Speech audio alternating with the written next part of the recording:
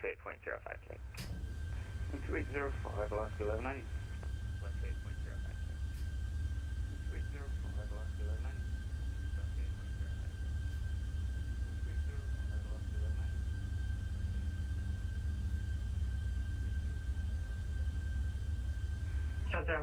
And pass it through 15,000 for 350. If you're just joining the live stream, welcome aboard.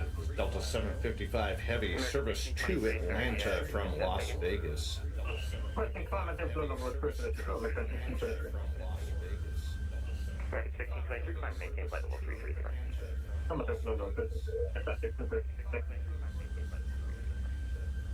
Delta 71, descend via the Hollywood 1 arrival, Ontario, altimeter 3006. 3006 at Ontario, descend via the Hollywood 1 arrival, Delta 871. Southwest 297 is the field in sight. Southwest 297, clear visual for 2826 left. Clear visual 26 left, Southwest 297. Delta 1899, cleared direct Needles. Needles, Delta 1899.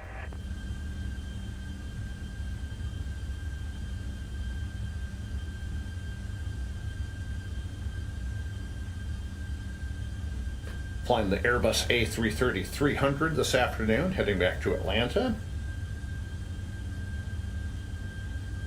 You can see the sun's just now coming up off the nose.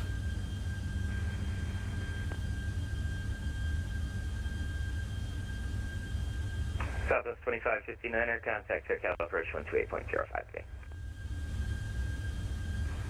SoCal approach, Southwest 2559.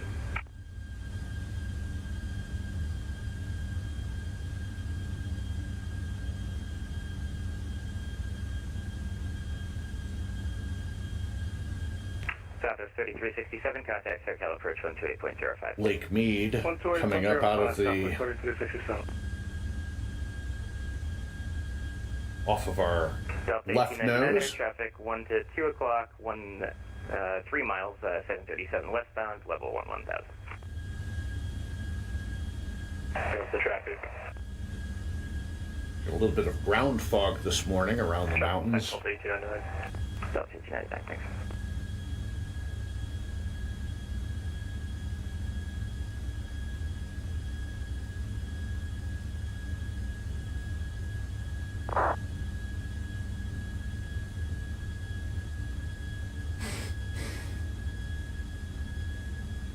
Walker 3795, contact SoCal approach 128.05, good night. Over SoCal approach for Walker 3795, everyone. United 1295, LA Center. 1295, good. United 1295, radar contact 20 miles northeast of Needles, cross cloud at and maintain 1000, 250 knots, Palm Springs altimeter 3005. Cross cloud at 1000, 250 knots for United 1295.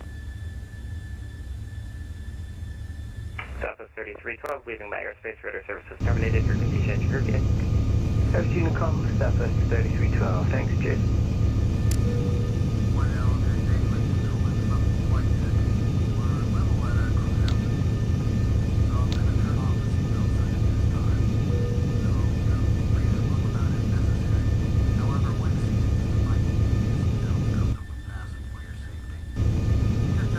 We've updated our subscriber goal for November.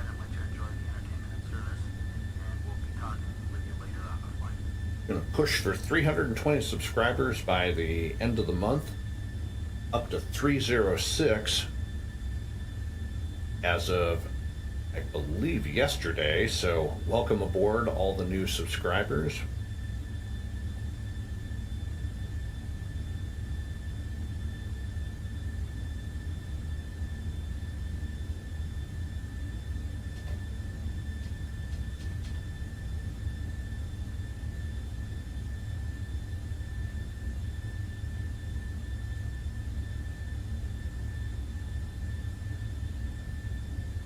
LA Center, American 1270, 10,100, climbing 17,000.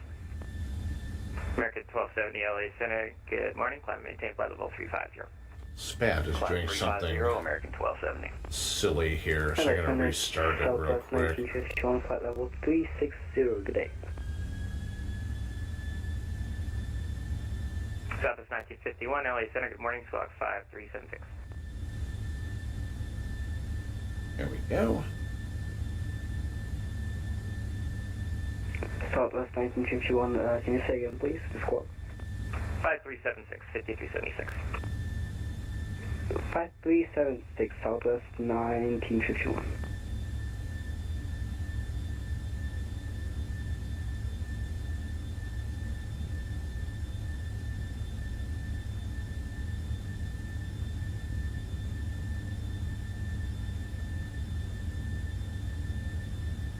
So to get all my SciTech gear to work properly, I had to download SPAD next.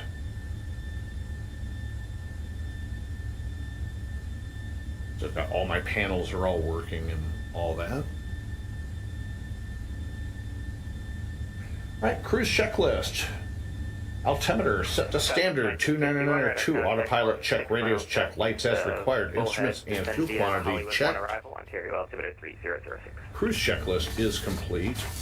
Altimeter 3006 and send via Hollywood 1 Southwest 1951. Passing through 29,000 for flight level 350.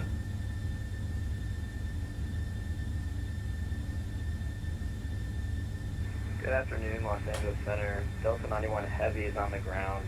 Currently at Las Vegas International, requesting our VFR to Salt Lake City International Airport. Delta 91 Heavy, LA Center, you said VFR to Salt Lake, correct? Correct, VFR to Salt Lake.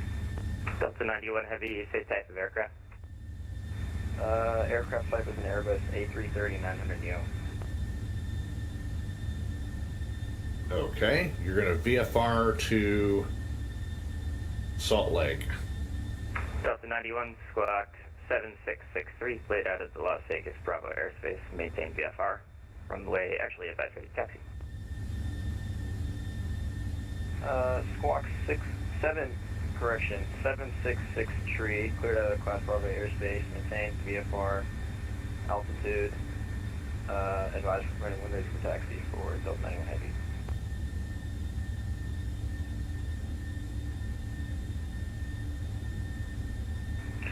LA Center, November 903, Whiskey Bravo with you at flight level 200.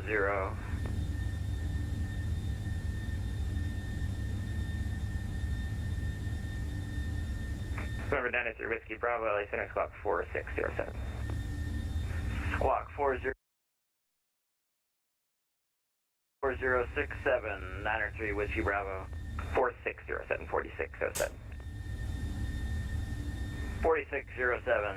Roger, 903 Whiskey Bravo.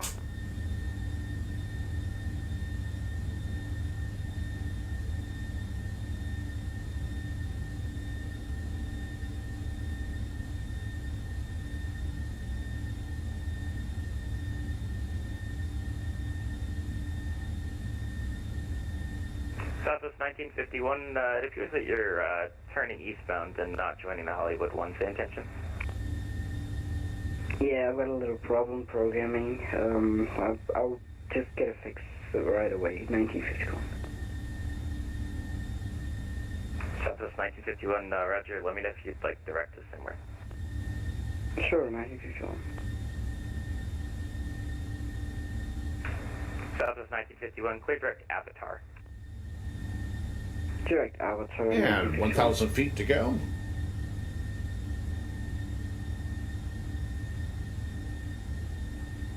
Southwest 297, runway 26 left, clear to land. 26 left, clear to land, Southwest 297.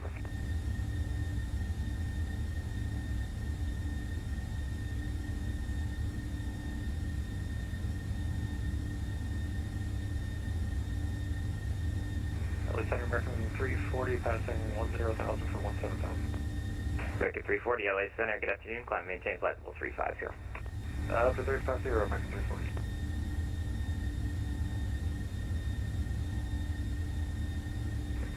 Center Delta 871 will be vacating 340 via the Hollywood momentarily. Delta 871, Roger.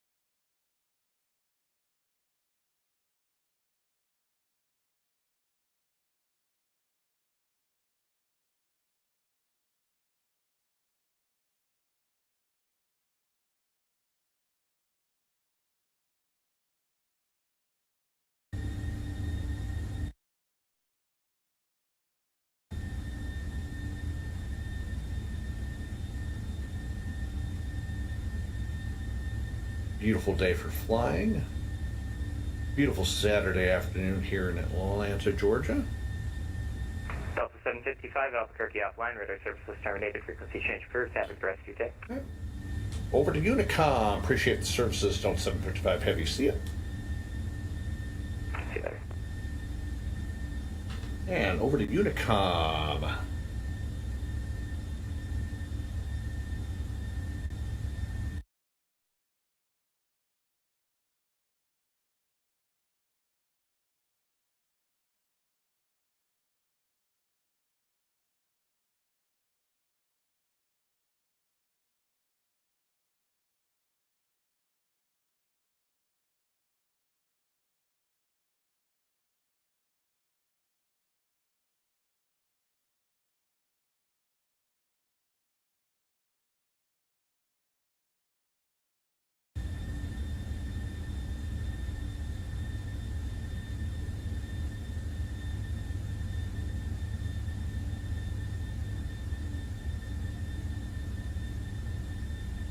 And now that we've been handed off over to Unicom out of LA Center, I'm going to get up for a moment and stretch my back.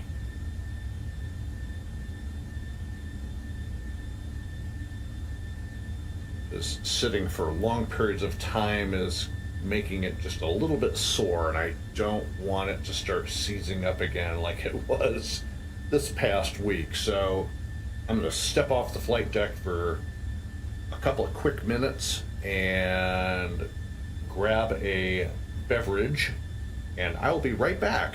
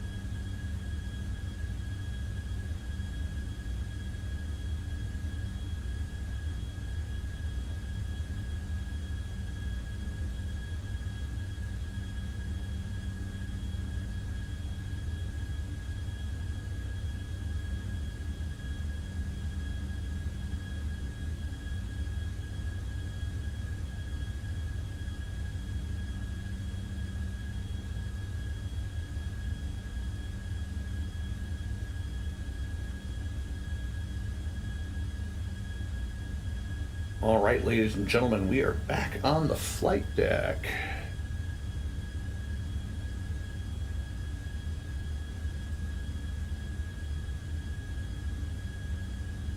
And if you're online watching live, good afternoon. This is Michael. This is Sky's the Limit Aviation Channel. This is Delta 755 Heavy service from Las Vegas to Atlanta in the Airbus A300. Excuse me, Airbus A330-300. Sitting at flight level 350 for the flight this afternoon.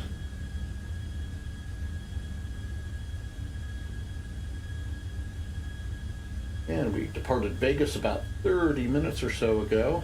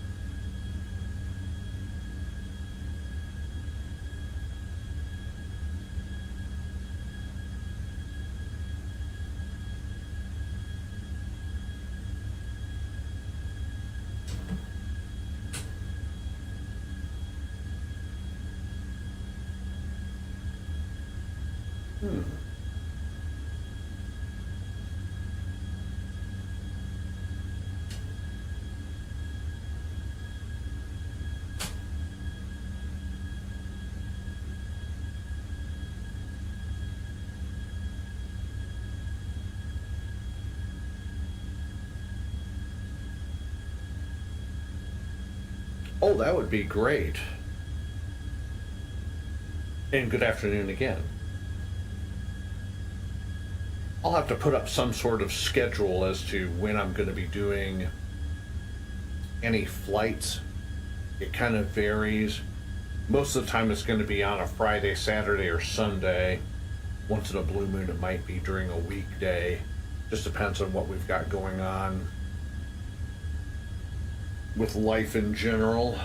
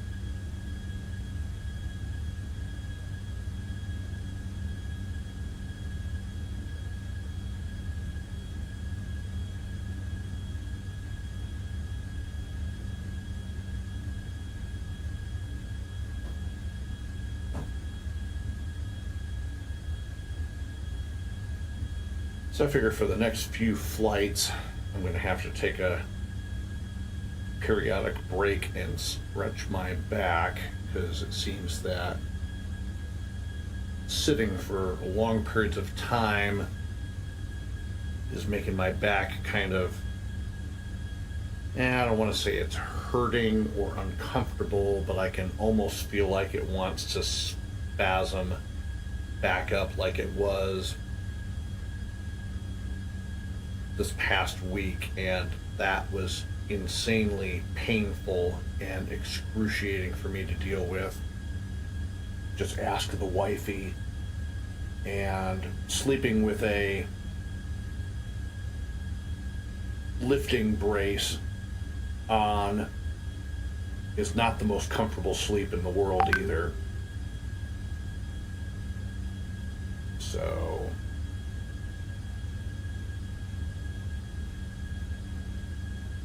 can't be doing that. I haven't slept with the back brace on for 2 nights now, but you know,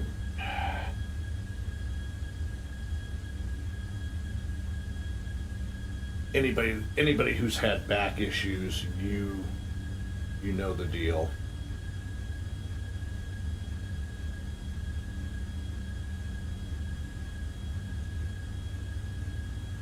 Oh, I hope so too. It's crazy. I don't remember I think the last time that I really threw my back out was nearly 2 years ago. And usually when I hurt my back, it lasts for a couple of days. Usually it's just either one side, it's either the left side of my back or the right side of my back. Most often it's the right side. This was slap dab right in the dead center. And I literally did it sneezing on the couch.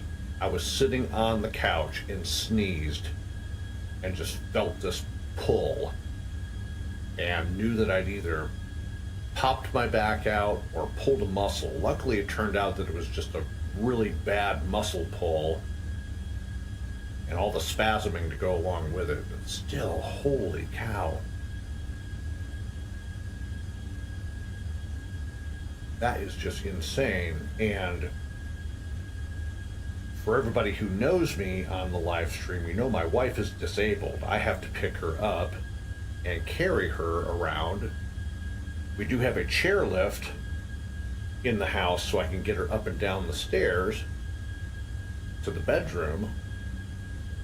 And we just got that thing fixed this past week. The batteries had died on it, and we just haven't relied on it in a long time. And with me getting up there in age and the likelihood that I'll go and screw my back up again, we went ahead and just spent the money to get the chairlift fixed. So now it's working fine. So now I can get her up and down the stairs, no problem. So things are better that way. I just, just have to be careful. Lift with your legs and not with your back.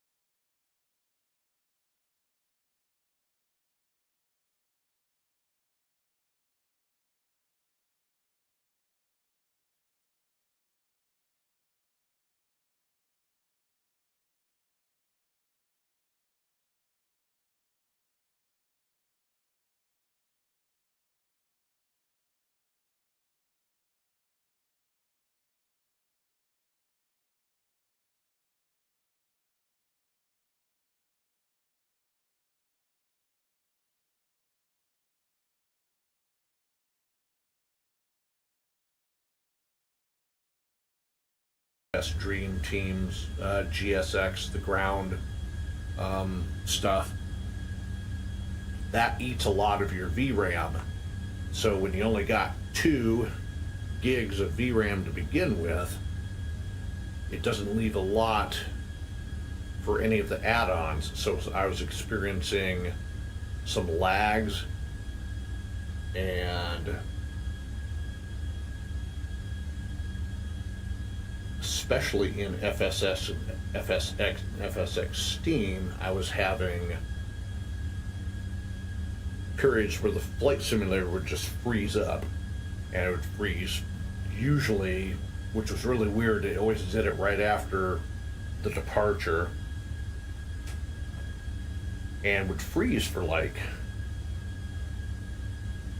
10-15 seconds, and then everything would be back to normal. But when you're on a live service like VATSIM, that can really impact traffic flow if you're flying in and out of a busy airport. So getting prepared unlocks all of that VRAM that you have. So prepared unlocks all of your VRAM. Wasn't getting any, never got any fatal errors. It just, it really would just, the whole simulator would just freeze, almost like I hit the like hitting the pause button, and then it would just unfreeze and would just continue on as if nothing happened. And it only did it right after I departed, and I checked all the error logs, and it, because it never crashed, it never generated never generated an error that I could nail down. Well, it just turned out to be the use of the VRAM. Again, FSX and FSX Steam are locked at 2 gigs of VRAM. So anyways, prepared, because it is a 64-bit program, unlike FSX, which are 32-bit programs. It unlocks all that VRAM, so it can use all of your video RAM for use in the simulator and all your add-ons and all that stuff. So I was sitting there, the first couple of live streams that I did in prepared version 5, I'm noticing, oh geez, we're dropping some frames and stuff's really messing up, and there were some pauses and glitches in the live stream on the viewer end, and that was because I was not getting the upload speeds that I'm supposed to be getting. But now I'm getting them with the new modem, and this is the second or third live stream since I got the new modem, and have not had an issue. And of course I've tweaked the settings in prepared, locked my frame rates down to 60 per second as opposed to fully unlocked unlimited. That helps with your helps the video card not overload. So basically the encoder was overloading because it was trying to push all these frames, and was not able to because it was basically throttled on the upload. And yeah, one of the big things in FSX and FSX Steam is air traffic. If you are using an AI traffic program like Flight One's Ultimate Traffic, or any of those, or even if you just added your own AI traffic, that can be that can really task your GPU and cause issues as well. So that's definitely an annoying thing. And really one of the reasons why I came on VATSIM as opposed to running just an AI traffic program is, yeah, I'm looking at VAT Spy right now, and there's probably how many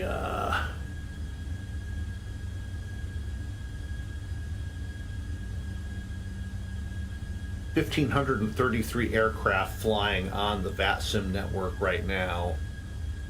And at any given time, like, okay, so I departed Vegas today, there was quite a bit of traffic on the ground. So there was Air Canada, some Frontier, a few Southwest. So there was a good, decent bit of traffic on the ground. And same thing in Atlanta. At any given time that I fly in and out of Atlanta, there's always 10 or less other pilots on there. And with FSX and FSX Steam, even a dozen aircraft on the ground can start affecting your frame rates. But with Prepared, having all of your frames available really makes a huge difference. So in the upper left-hand corner, and I won't have this on for all of my flights, but as you can see, the VRAM usage right here in the upper left is only using 3.4 gigs of the 7.1 available to the program. So that's good. It's using slightly over half of my VRAM. So the program itself is using less than half of the VRAM, and of course I have OBS running on another monitor to my right, and that's what's capturing what you're looking at and then piping it up to YouTube and then to you. And then on my left-hand monitor, because I have a 3-monitor setup here at in my cockpit. So right monitor is OBS, center monitor, which is my 43-inch LCD, is the flight simulator itself. The left-hand monitor, the left and right-hand monitors are both 27s, and my center monitor is a 43. So the left-hand monitor runs my ACARS for my virtual airline that I fly for, VAT Spy, Navigraph, vPilot, weather, and I do have the weather running today. So FSX or FS Real Weather 3.0 does work with Prepared. Their last update fixed a glitch that was affecting things in Prepared version 5. So weather is working perfectly. Have not had any problems with that the last couple of live streams. So that's one less thing that I have to worry about buying,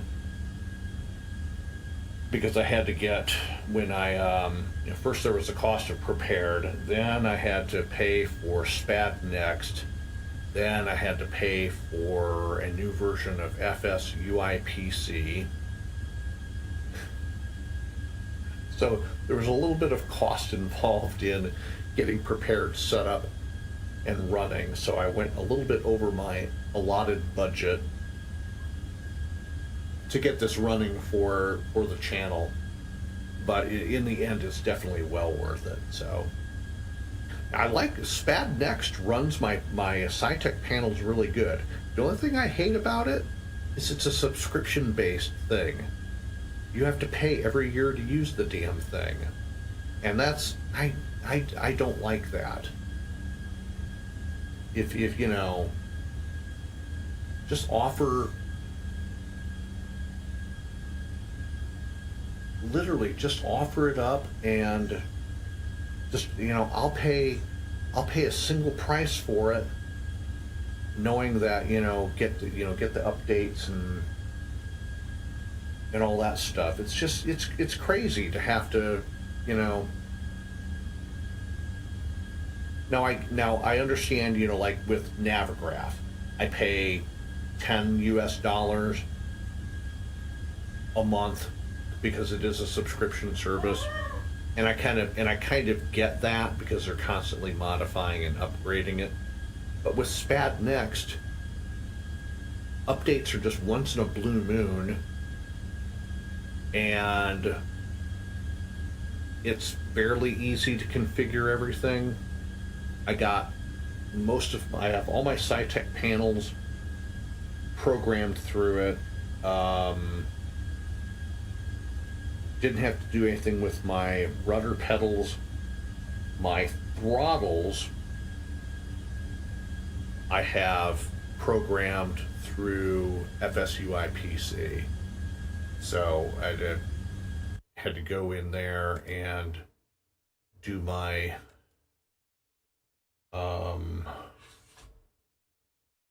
program my thrust reversers through FSUIPC. And because I couldn't get SPAD Next to do my thrust reversers correctly. And I do have a video on the YouTube channel if you're how to program, if you're using the SciTech throttles to program thrust reversers in there. So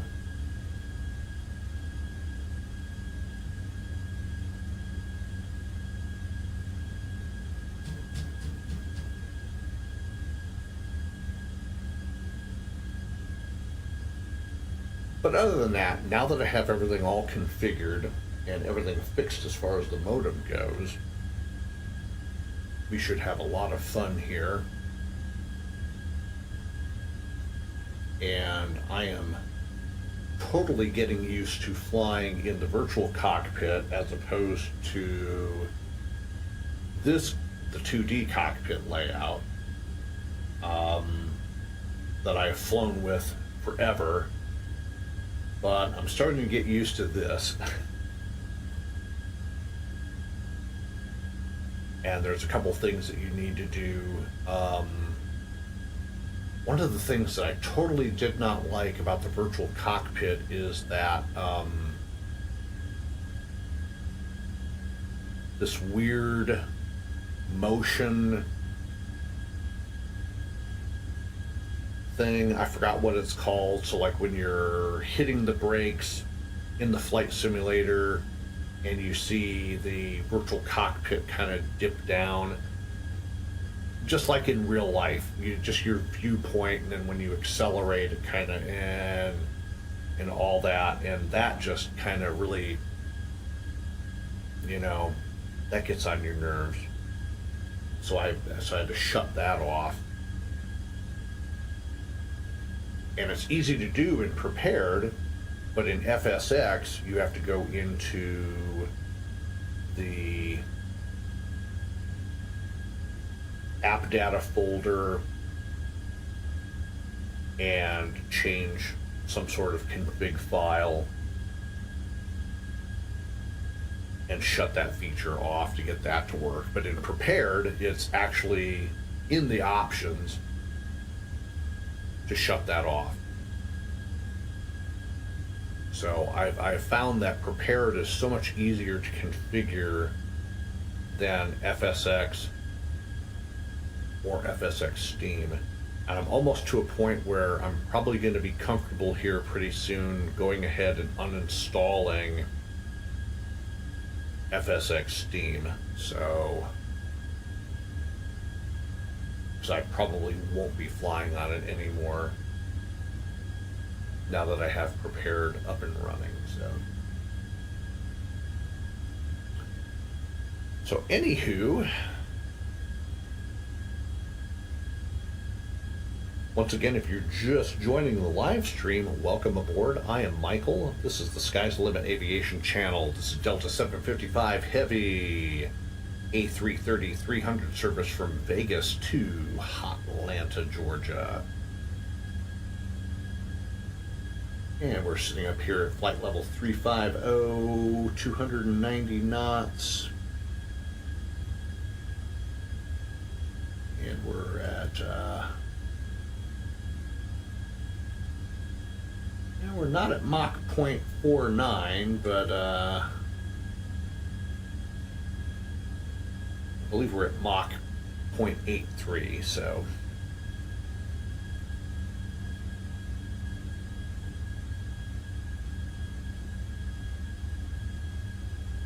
There we are, 0.83. And tracking on an 82-degree heading.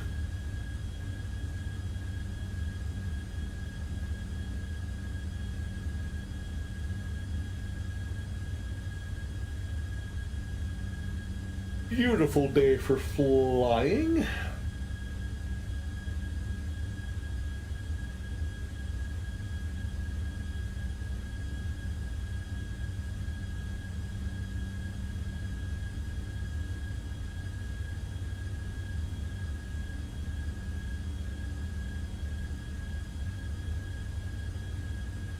Hope everybody has had a great week and having a good weekend.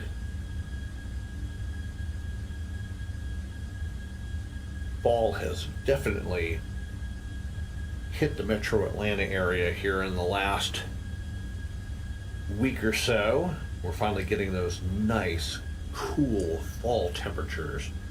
I am a fall and winter person, being from Upper Michigan originally. So I am used to the really cold weather.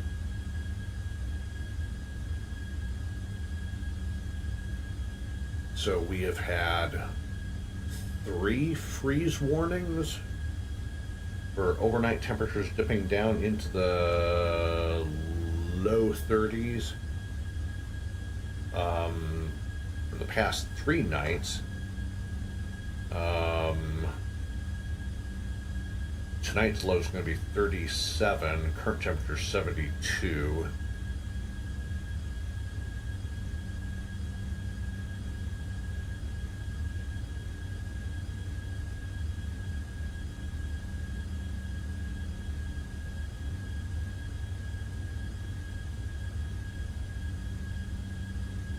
Other than that, the weather's just been absolutely gorgeous.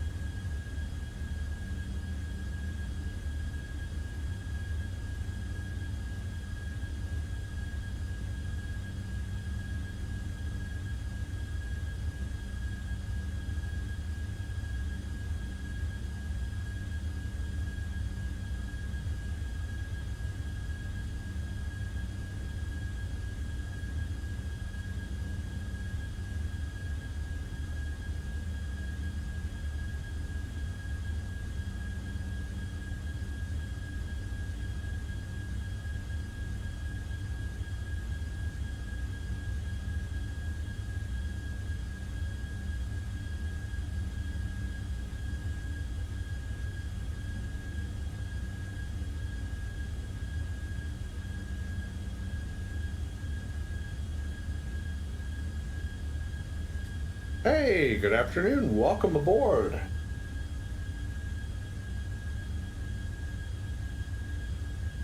Oh, Eric, I saw your screenshot of me overflying near Denver back a couple weeks ago when you were trying to fly out of Denver while I was on my way to Vegas on the first leg of this flight. And that looks really, really good. I like how that turned out. Didn't know I looked so good in the air.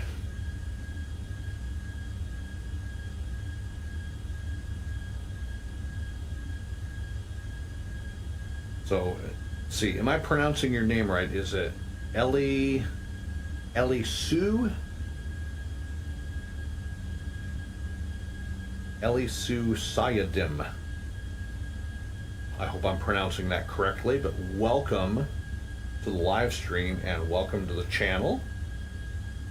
Saw that you just subscribed. Welcome aboard.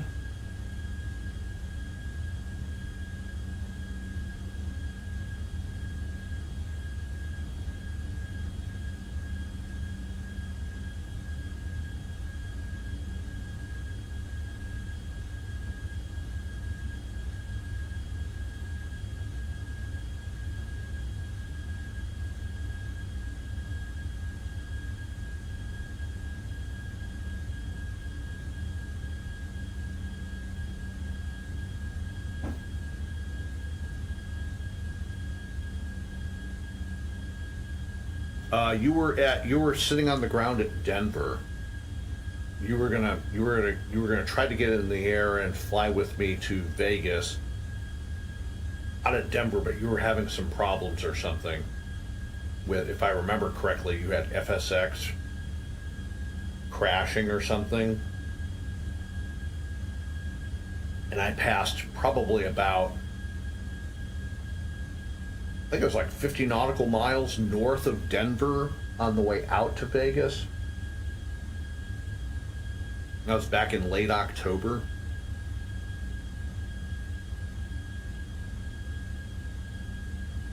See, for an old fogey like me, I've got a pretty decent memory.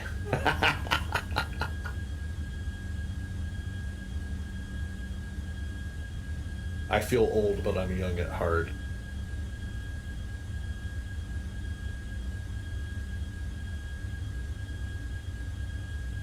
Hoping we get some more air traffic control online as we make our way back east. Everybody went offline. It was crazy.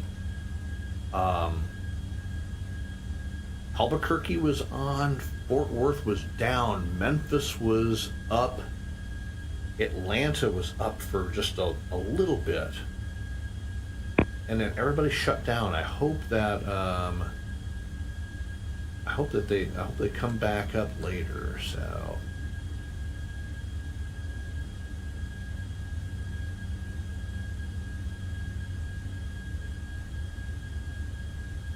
yeah, that's right. You were just about ready to take off.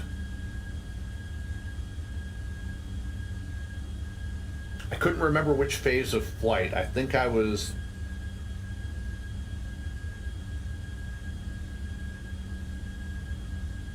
I don't think Denver Tower was on. Denver Center was online. And that's who you were communicating with at the time.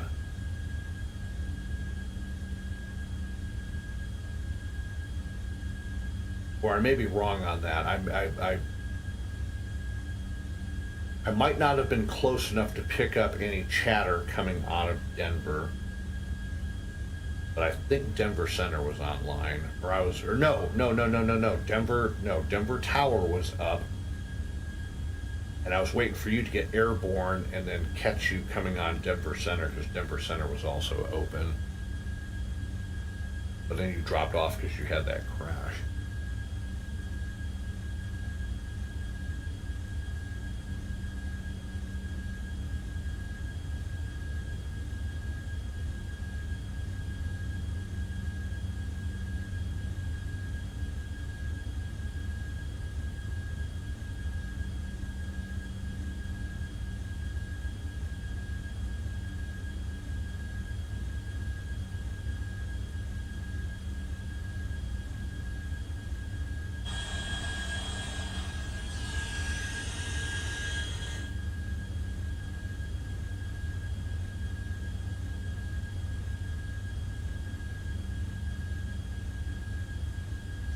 I'm pretty sure it was Denver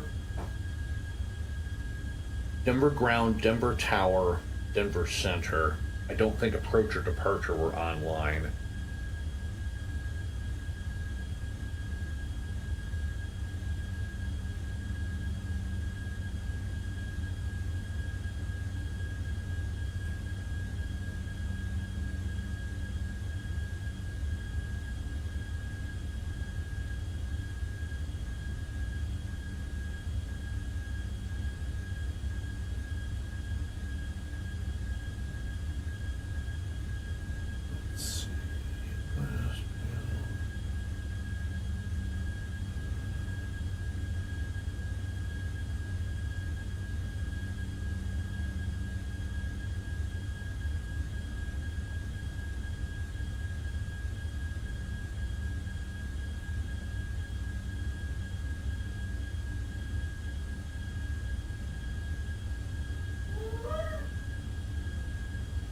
See.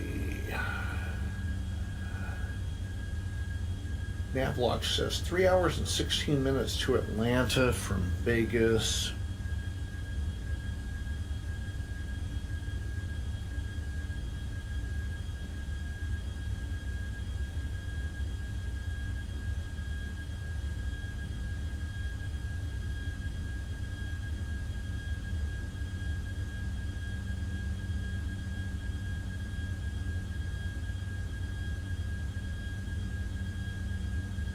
there's the rest of our flight plan. We're currently tracking on an 81-degree heading to the India Romeo Whiskey VOR, and then after that I'll be Memphis.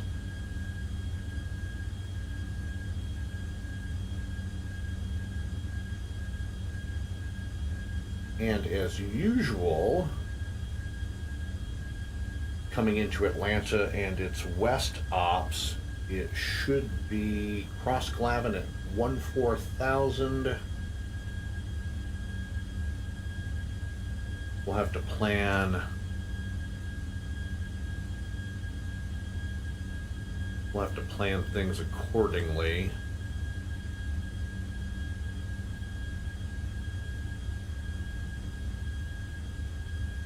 Bring Navigraph over for a quick second. So Glavin 1, landing west because it's west ops today. Cross Glavin at 14,000. If we were landing east, it would be 250 knots and 12,000. And then so we'll be coming in on this track on the Glavin 1. So Hutsey, Rusa, Ruth, Jackson, Maddox, Glavin, Southern, Hog, Rain, Cloud, Swept, Kimmy, Kiwi, and then it's going to be, there'll just be a right turn landing on 26 right, which is this outboard north runway. Okay, so looking at the approach from Southern, it's going to be a 144 track to Hog, 95 to Rain, 95 to Cloud, 95 to Swept, track 95 to Kimmy, then Kiwi, and then we'll get radar vectors for the final approach course, which is usually 200 and that's 267. Nope, 275. And the ILS localizer is 110.1.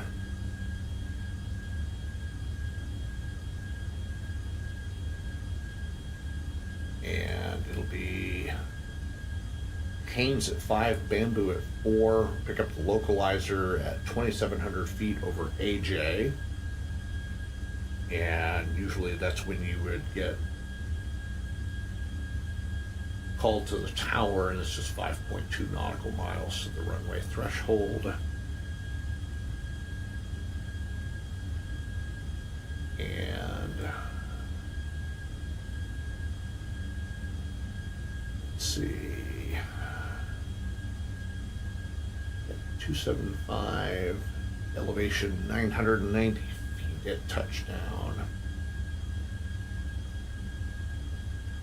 So that's a look at that. Drop that back over here.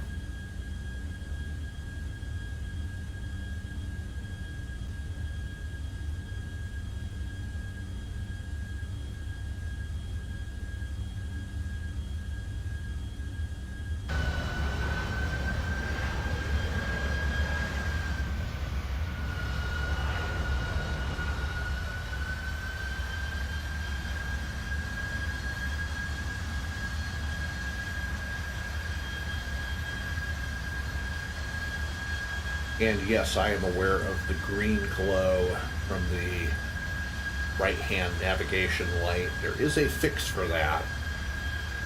I just have to go find it and download it. It has to do with the actual model as opposed to the textures.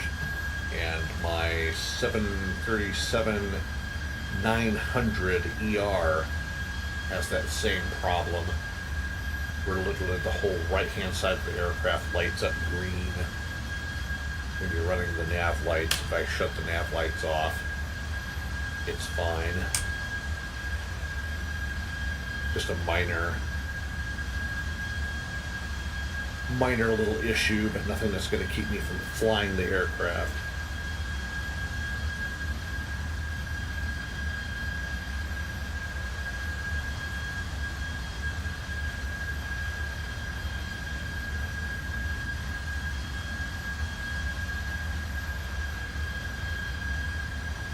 Only other air traffic around us is a Southwest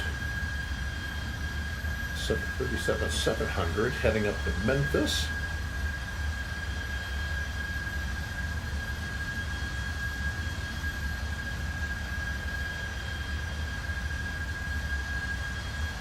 Yeah, this is the first time I've encountered this particular issue with the nav lights.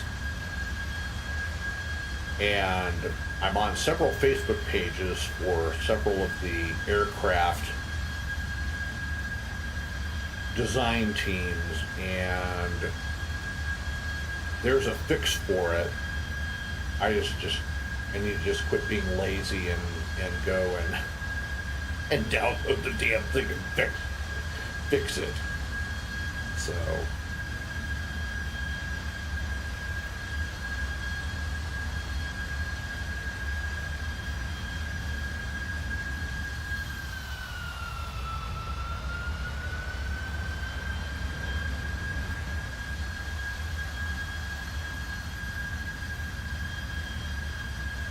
beautiful airplane, the A330.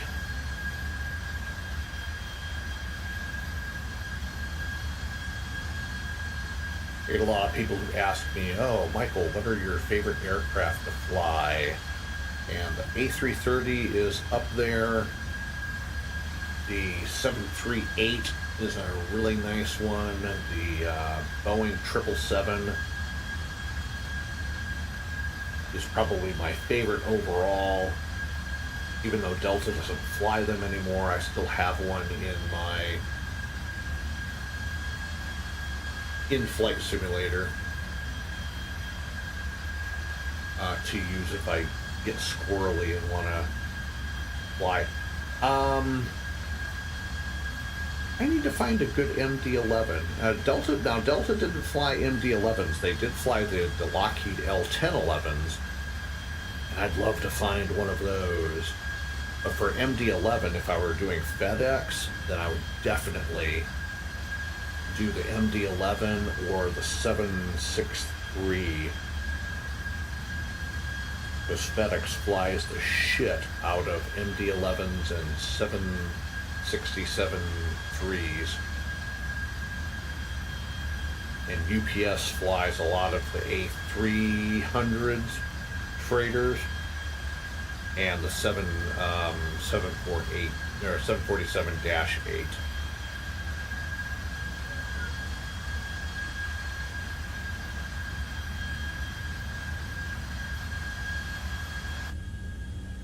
Go back into the cockpit.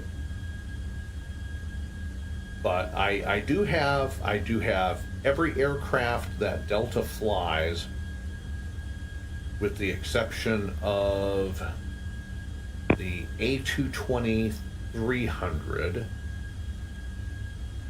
and the A319. But I do have an A320, 21. Oh wait, I don't have a 330 Neo. I've not been able to find a A330 Neo model or prepared yet. Excuse me. I love the L-1011. The way that number 2 engine is built into the tail and into the rear fuselage. There's just something really cool about the way that looks.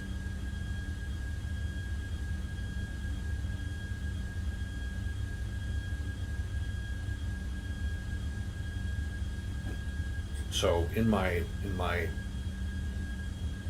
personal prepared fleet, I have For Airbuses, I've got the A320, 321. I'm lacking a 321 Neo. A220-100, lacking the 300. Got an A330-200, A330-300, missing the A330 Neo, and I've got the A350. And then on the Boeing side, I've got the 717,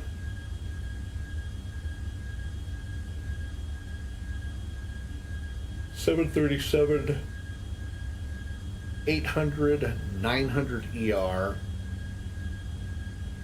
757 200 and 300, 767 300, but not a 400, and a 777.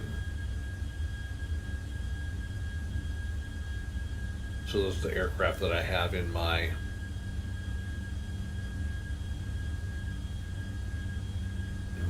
personal Delta fleet.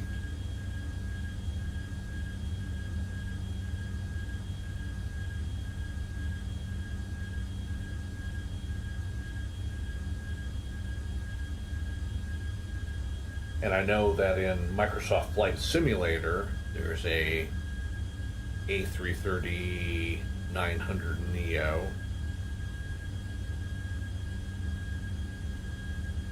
And A320 Neo.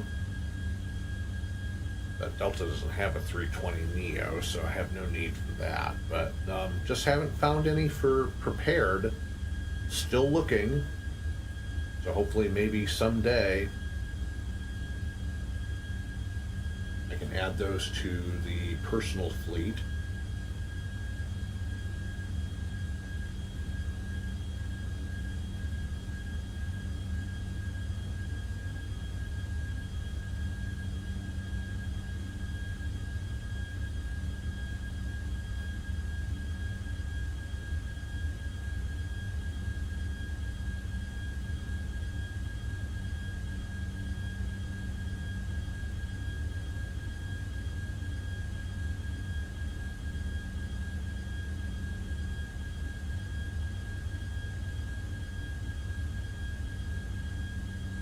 Yeah, it looks like LA Center's gone offline.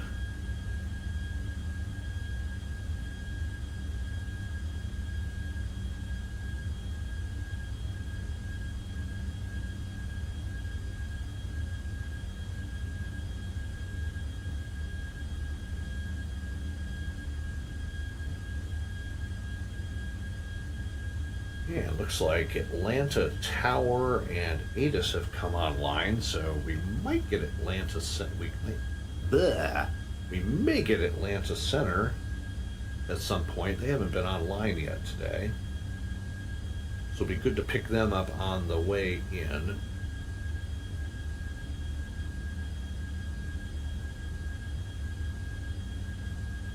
Actually, I don't know if LA Center is offline or if they're just out of my range now, so.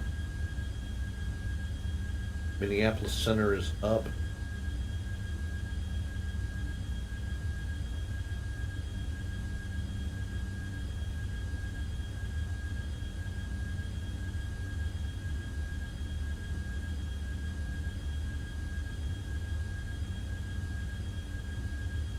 Atlanta Approach is also online. So, okay, good. Hopefully hoping Atlanta Center hops on at some point.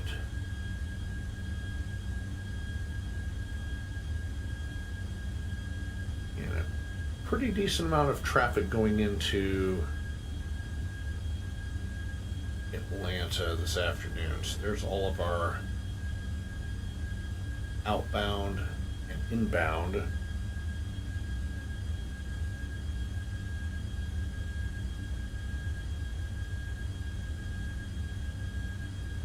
Yeah, LA Center's still online. They're just out of our range to pick them up on vPilot. So,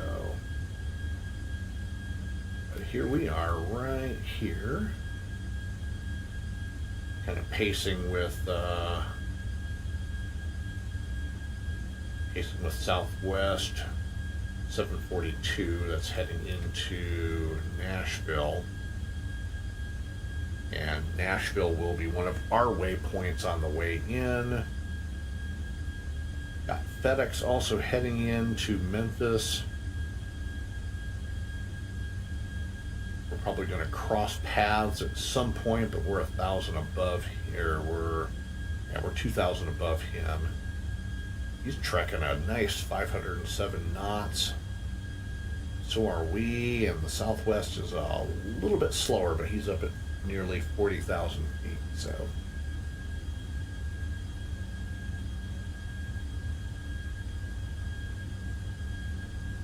About to cross into Fort Worth's airspace.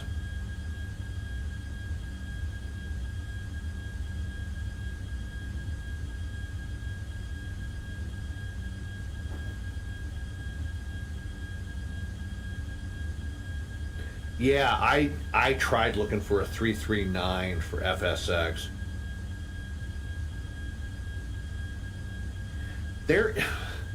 So supposedly,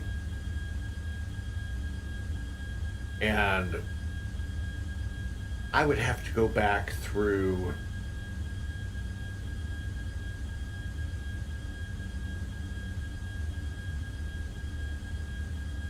oh God, what was the issue with that? There was, or is, an A330 900 Neo out there, or FSX. I don't know if it would work in prepared or not. But I don't recall where.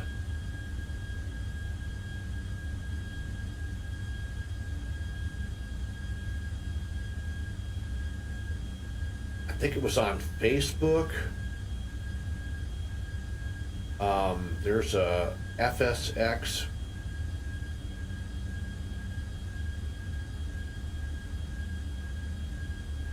page on Facebook, and I think I might have asked, but this is months ago.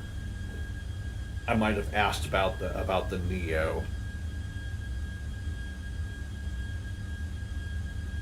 And somebody was going to give me a link, and they never did. So I don't know whether to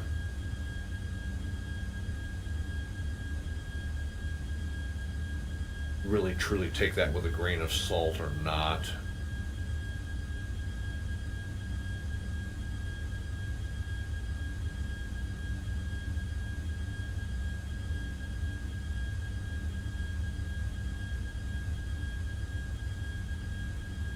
About 850 nautical miles left to go to Atlanta.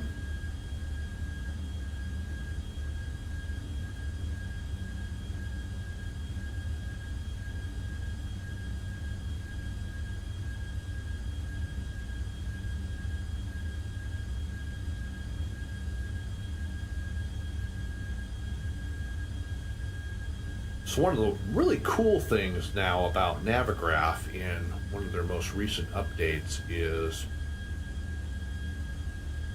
in addition to the tracking feature here, crap, didn't mean to do that. Down here at the bottom, you can watch your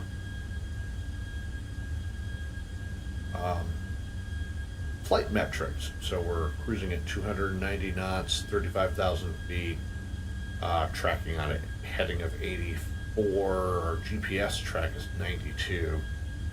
Distance remaining in the flight, and our destination bearing, and our transponder, and you can actually add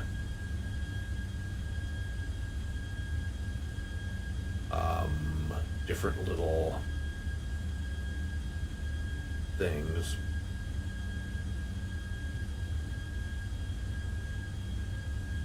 So estimated time 17:37 Zulu, and that's flight simulator time.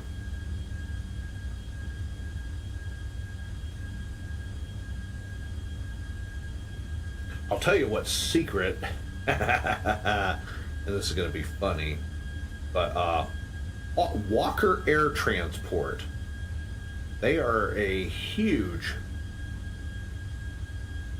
virtual airline in the flight simulator world, and also on VATSIM, and you can see them all the time. They have the Whiskey Alpha Tango prefix on their flight numbers. I can't find a single livery, so I can add them to my AI profile and actually visualize their aircraft in a proper livery.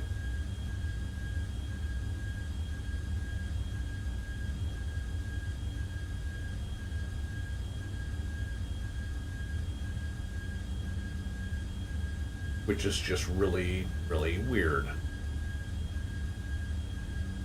But, that's okay.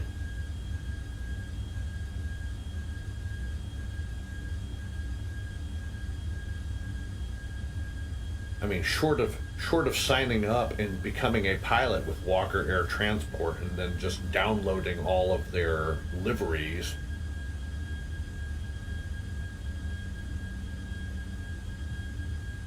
I can convert the textures to something that's useful for AI, but every time that there's a Walker Air Transport around, they just show up as basically as a generic whatever it is that they're flying, whether it's I see a lot of 737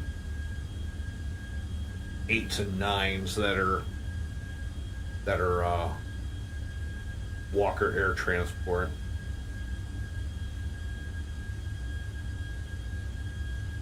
Yeah, if I find it too, I'll share it on. I'll share it as well. Maybe I need to go back on Facebook and private message that guy.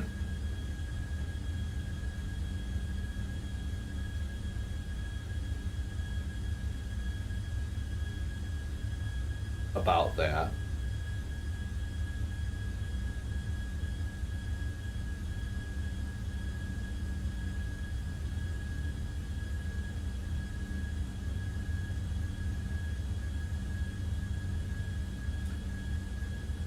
About an hour and 33 minutes left.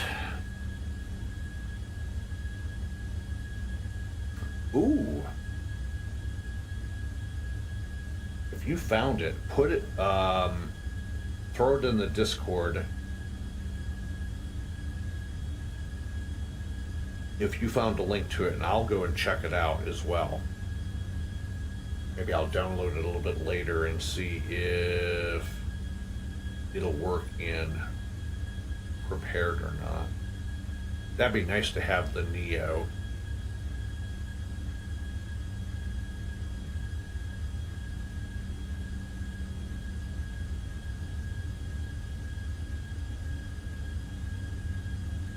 So one of the things that I've not done in prepared that I have on FSX and FSX Steam is I need to go into all of my aircraft config files. Oh, sweet. All right, I will definitely go check that out. Thank you for posting that, Eric.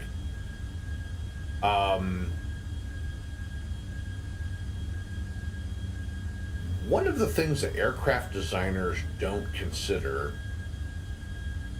when they are designing aircraft is what's called parasitic drag. So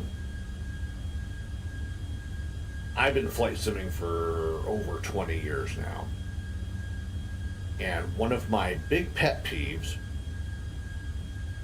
is when I'm descending out of a flight level and I'm on a descent profile and the aircraft accelerates wildly on the descent. So I'll be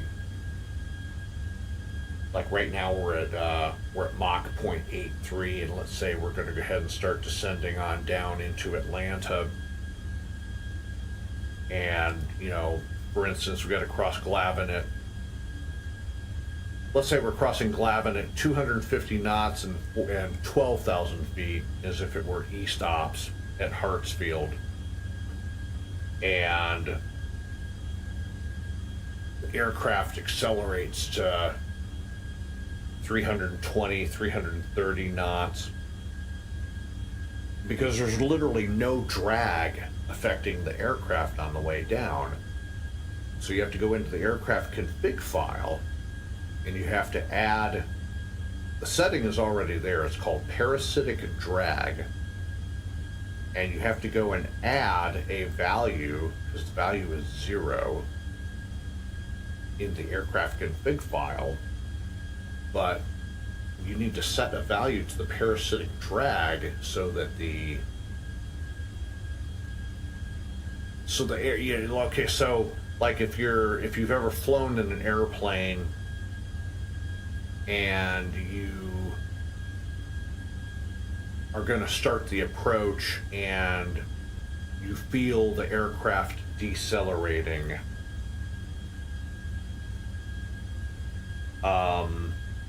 as a result of the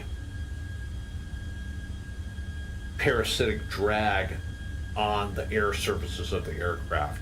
Well, that doesn't exist within in the flight simulator environment. You have to add that in as a value within the config file. So one of the things that I need to do is go in there and adjust the parasitic drag. And I also, one thing that would probably be good for all of you flight simulator pilots out there, go in, look up the engine thrust ratings for the aircraft that you fly in flight simulator and make sure that they match what is in the configuration file. Because I find a lot of the add-on aircraft are so underpowered because they don't have the correct thrust rating in them.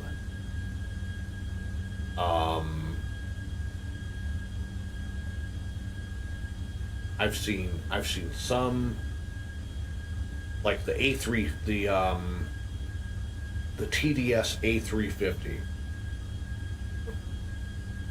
The pounds of thrust in the config file on the TDS A350 is off by like 10,000 pounds of thrust.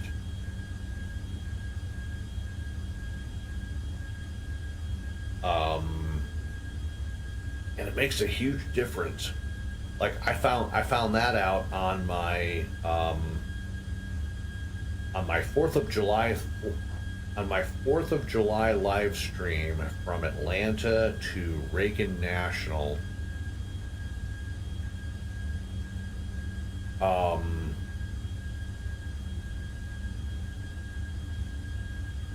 My Sky Team 737-800 was barely maintaining speed in the climb up to, I think it was flight level 340, and I could barely maintain a decent airspeed compared to the rest of the VATSIM traffic, and air traffic control had to slow everybody down behind me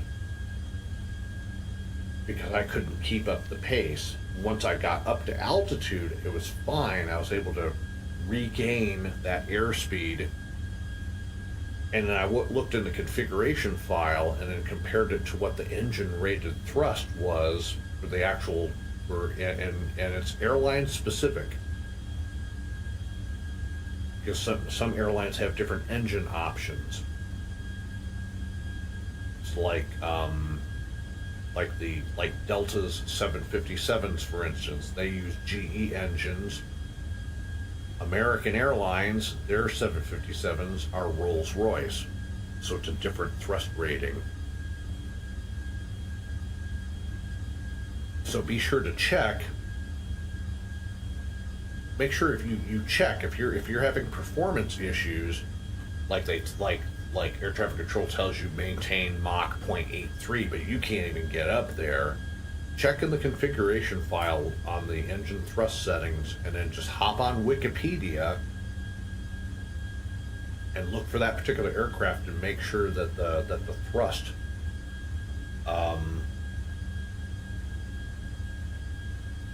closely matches what it's supposed to be in real life, and then just make an adjustment, save the file. And there's other things that you can look for as well. So here, let's do this. I'm gonna pull up Steam Edition real quick, and because I haven't disabled it yet. So here's my aircraft, 737-800, and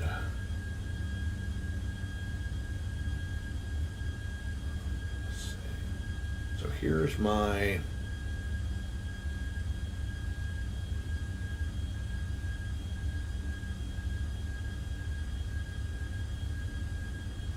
okay. So what you're looking for is the static thrust rating. So on the 737, it's 27,000 pounds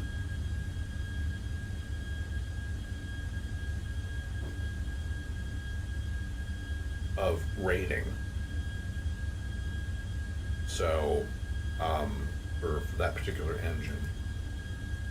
And there's other things that you can adjust as well, like the thrust scaler.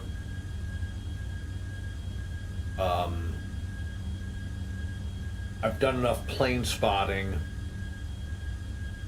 to know that 737s accelerate pretty quickly, but in the flight simulator environment, they don't do that as much. So you can adjust your thrust scaler and just bump it by 0.1, and that makes a big difference. So the 737 acts more realistic. And then the other thing I was talking about just a second ago is the drag ratios.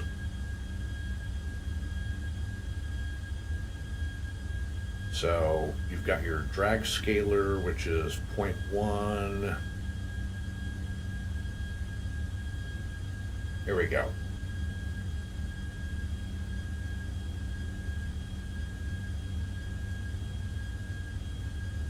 In the flight tuning section, here's the parasitic drag. So before, I would have to literally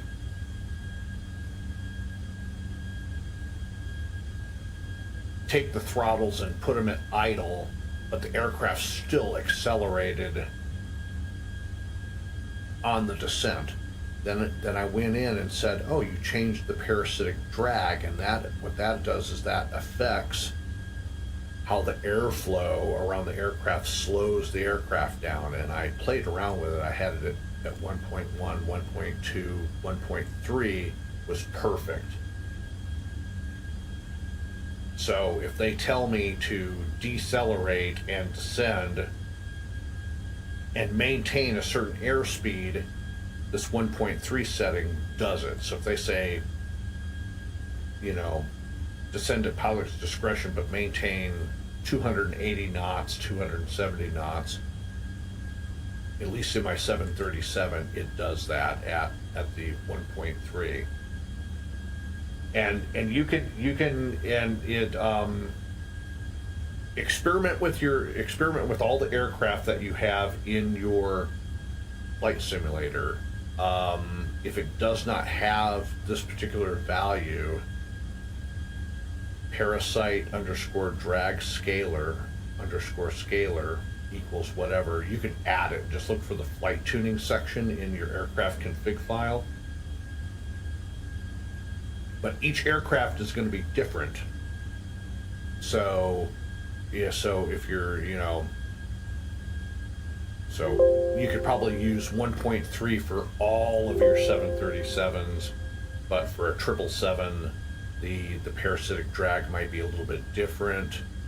For an A330, it might be a little bit different, etc. So just kind of experiment, but definitely go up and check that, you know, go up and check the thrust portion and make sure that your static thrust and stuff closely matches what the aircraft's performance in real life. It makes a huge difference. So go ahead and close out of that. Just little things that I've picked up and learned over the years.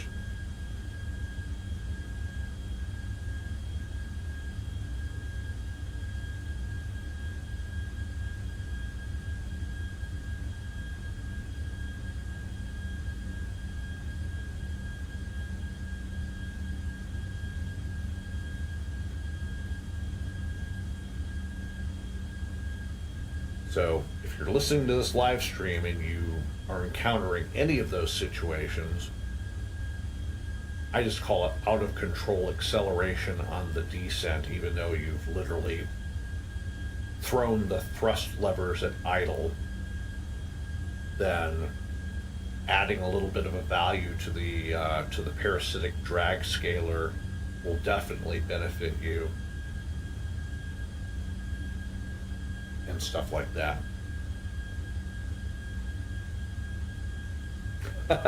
You were very welcome. You were very, very welcome, Eric. You know, you're suffering. You're suffering now from what I suffered with for a lot of years before I learned that there's just these little values that you can go and change. And not a lot of people know that. Maybe I need to do a video.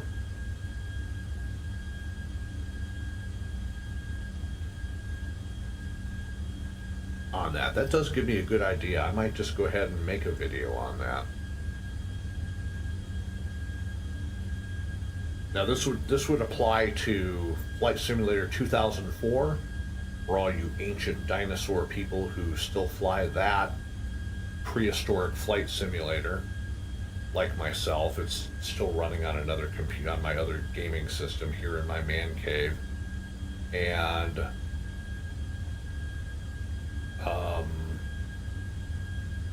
it'll apply because the configuration files between FS 2004, FSX, FSX/Steam, and Prepared are all the same. Configuration files are literally the same type. I didn't have Flight Simulator 2020 long enough to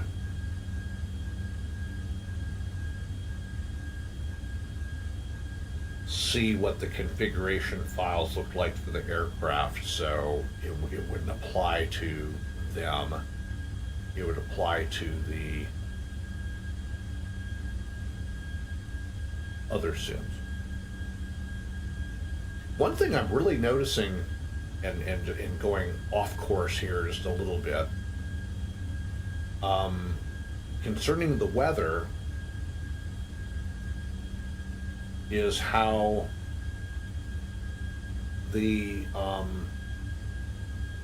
how Prepared visualizes the weather. So looking out the left here, and we just the weather engine just updated, but you know, we got the little puffy cumulus clouds down here out the left cockpit window, and then we got this just little level of clouds right here, and then above that a little higher, just kind of just how it generates the weather visually. Looks a lot more realistic in Prepared than it does on FSX, and I really like that. That's pretty cool. And we are just getting in range of Atlanta Center. Atlanta Center is online. So we have Atlanta Center, Atlanta Approach, and Atlanta Tower for the trip in. And we're about an hour, 13 minutes out from Atlanta. 655 nautical miles left to go in the flight. And we're just outside of Memphis Center's airspace.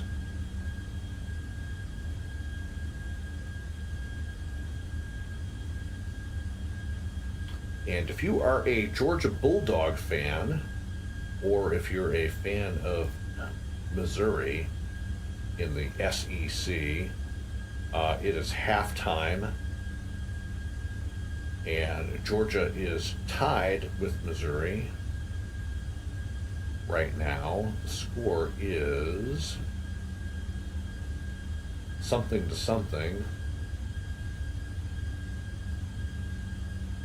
And how is Georgia ranked number 2 if we've...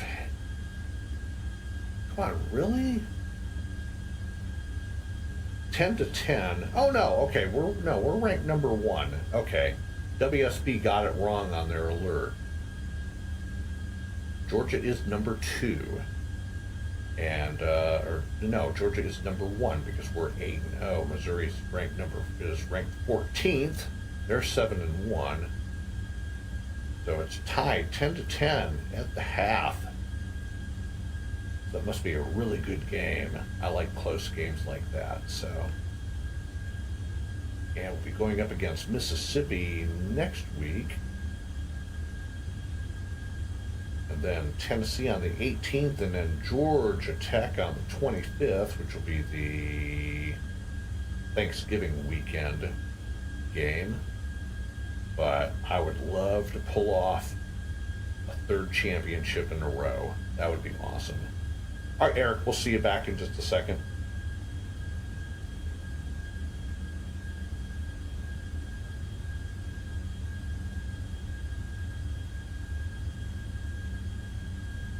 It's like, what happened to Alabama? I mean, really, Alabama used to always be number 1. And they're ranked number 2 right now. But just what happened to Alabama over the years where they just lost that edge and are no longer, that superior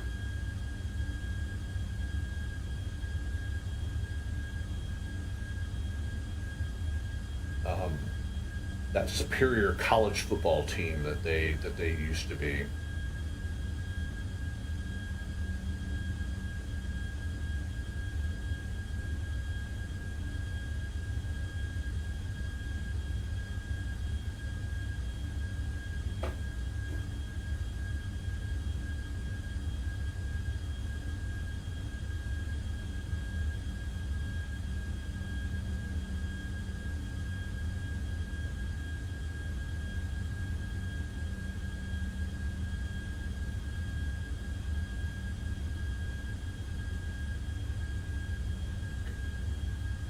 The one thing I miss about not having an FMC is being able to program all my altitudes and speeds in.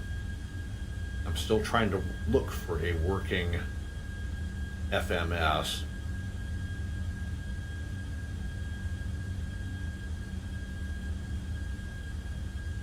For my aircraft.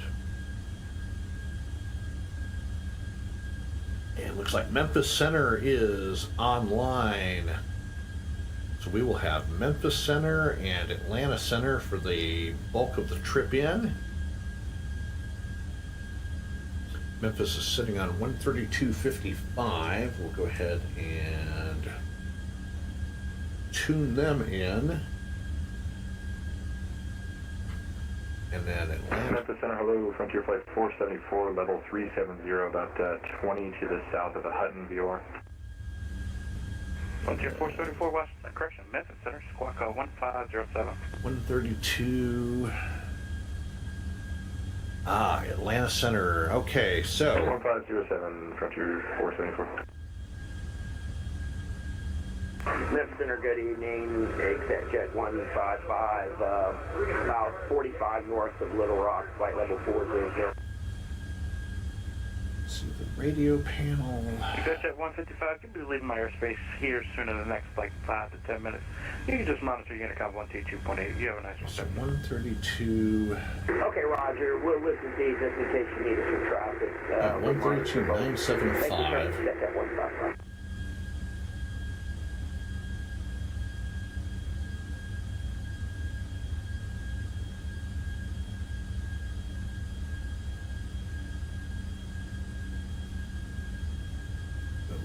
Whatever that was. And Memphis Center, Frontier 474, we're squawking 1507 if you need us to flash. And Frontier 474, you are radar contact. Hello. Thank you. All right, so we got Memphis Center up and Atlanta. 2034 is at 330, about 40 southwest of the Baltimore. FedEx 2034, Memphis Center, hello, squawk 4305. We're just east of Will Rogers Airport in Oklahoma City. Your Midwest 2302, radar contact, altitude leaving.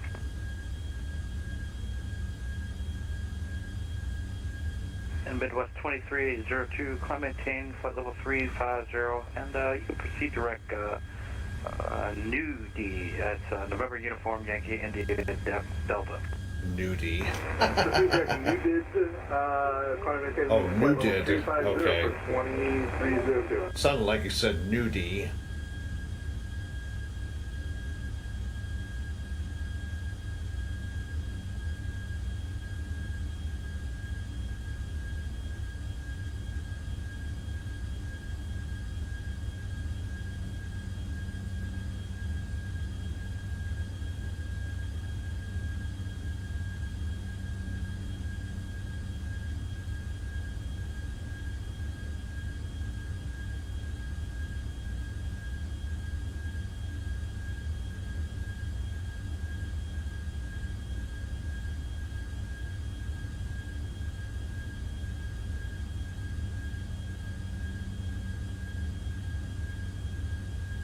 I would say probably another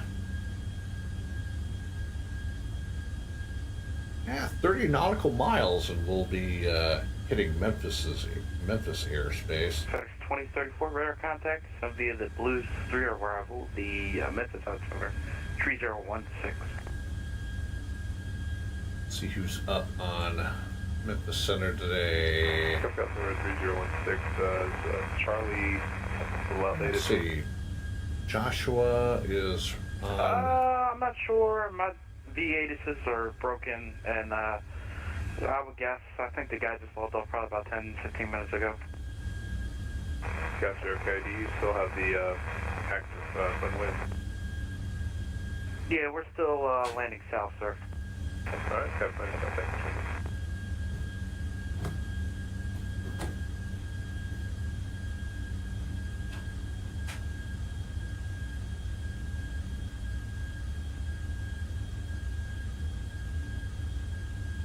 We'll see when FedEx. We got FedEx 418 heading into Memphis. He's going to be probably starting down. He's not on Memphis Center yet. He'll check in, and then that'll give me an indication as to when I need to check in. But I've already got them tuned up, so I'm going to get up real quick, take one last little stretch of the legs and back, and then I'll be back in about a minute or so for our descent and arrival into Hotlanta. So I will be right back.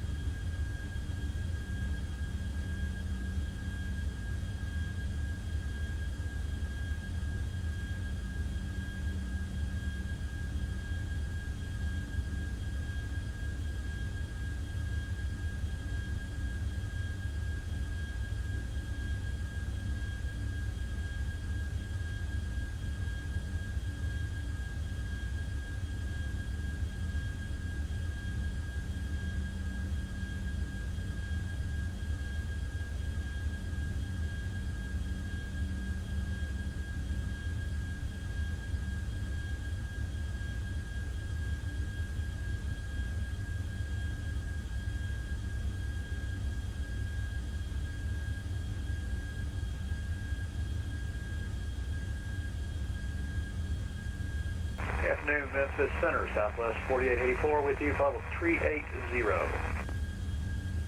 Southwest 4884, Memphis Center, hello. Greetings.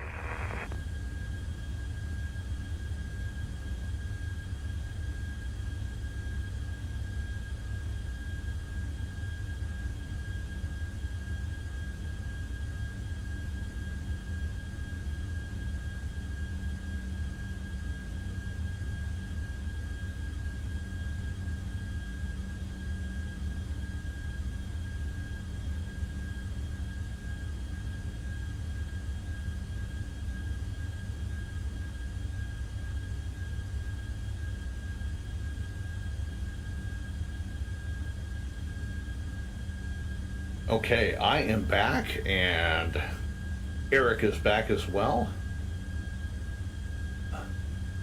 Welcome back, everybody.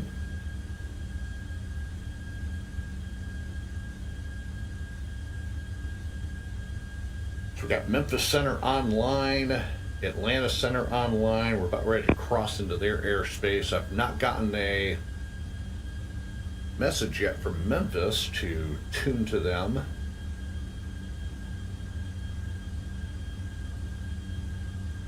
I'll hit them up here in just a second.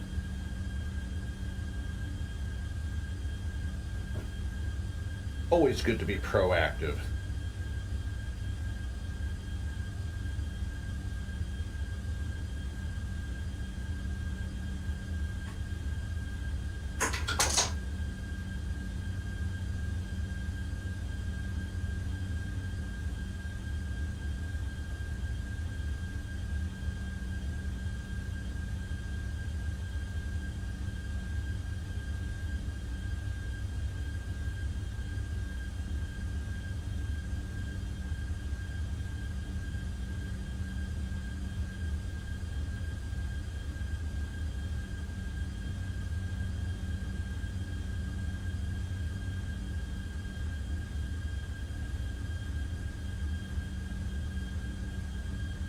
And 533 nautical miles out from Atlanta. Just under an hour left in the flight.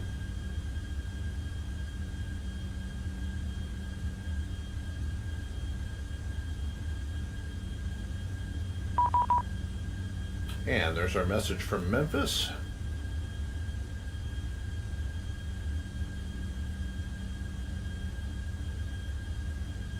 Memphis Center, good afternoon. Delta 755 Heavy with you. Flight level 350, squawking 6737.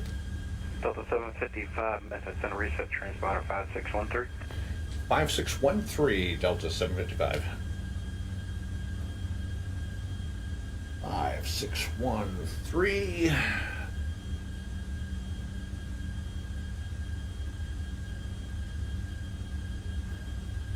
Six. 1, 3, and ident.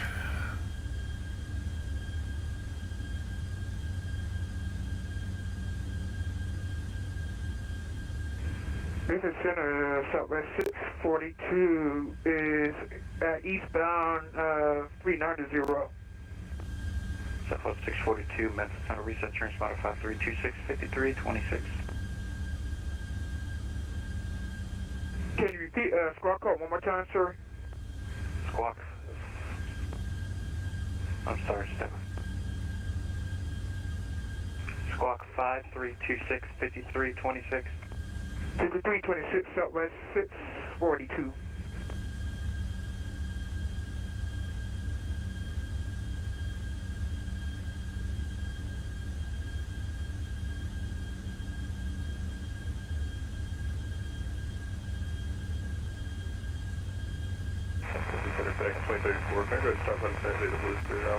Yeah, you're good to this, Cynthia. Right.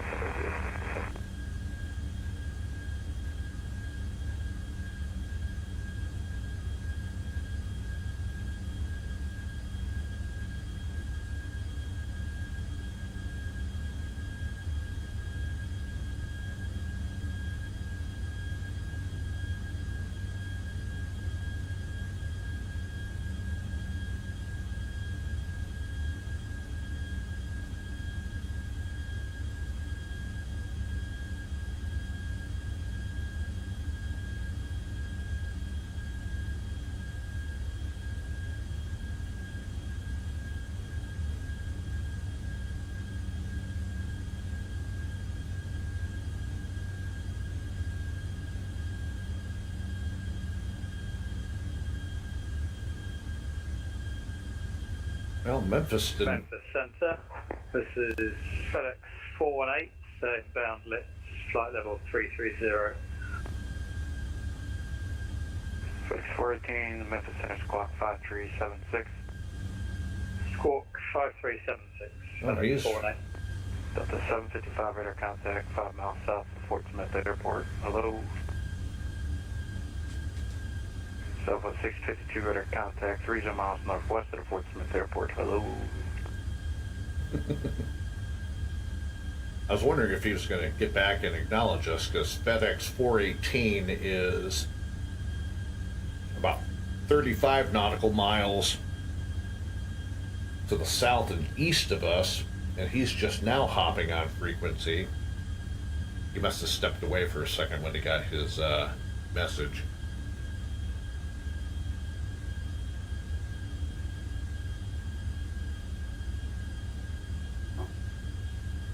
So let me make a note. Upcoming video. Let's see.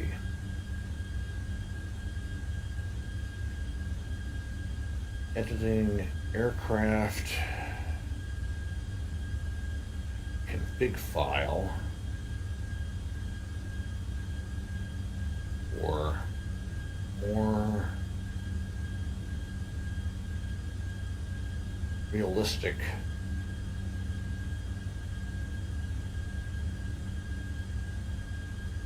flight dynamics.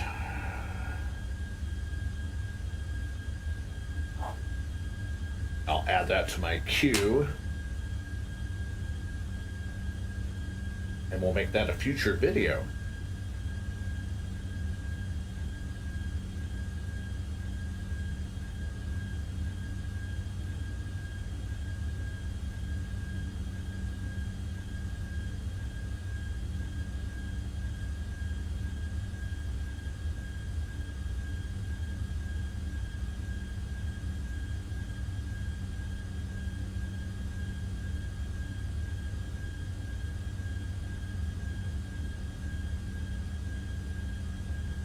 So, coming in looking at our Glavin 1 RNAV.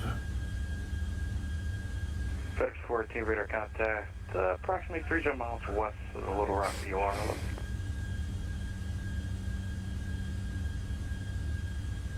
Roger, FedEx 418.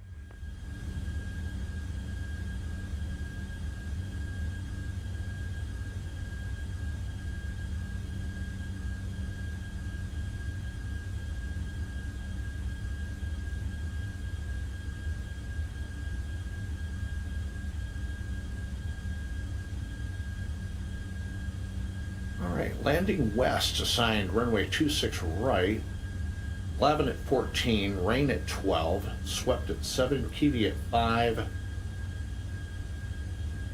After Kiwi, right turn direct Zelo, proceed onto the ILS or RNAV, 26 right approach.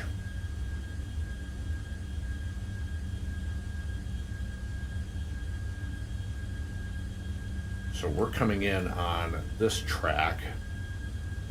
And here's Glavin, and we cross that at 14,000.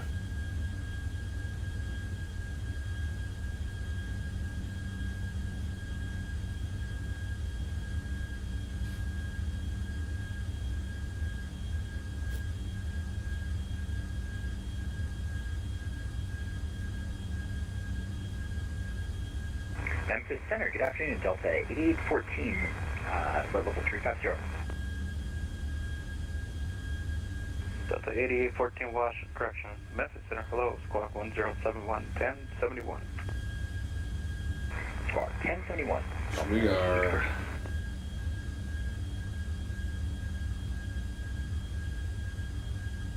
FedEx 2034, the Memphis altimeter 3016, I'll leave it up to you.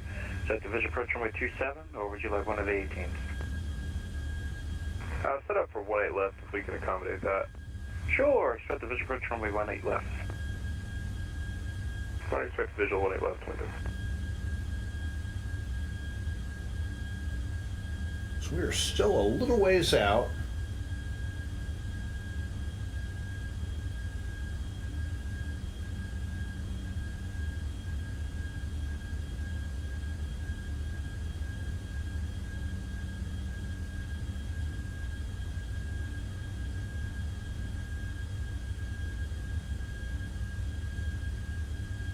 So here we are. 14 radar contact 30 miles northeast of the Cunningham VOR. Hello.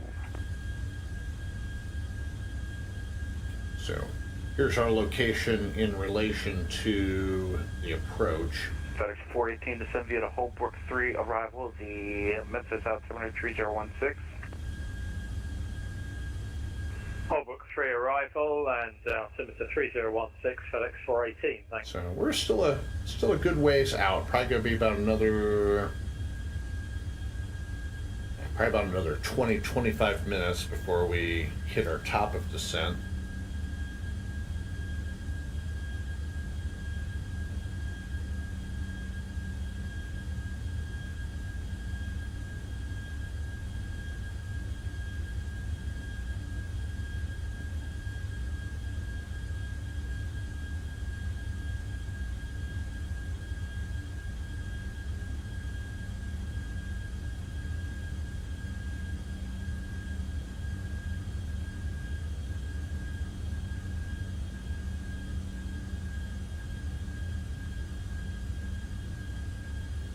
So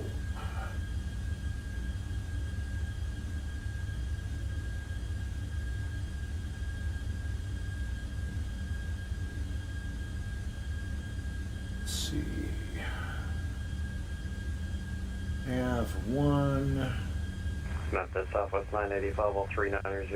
We're 200 miles west of the Link Range VOR. Southwest 980, Memphis, Tennessee. Okay, localizer is 110.1. Southwest 980.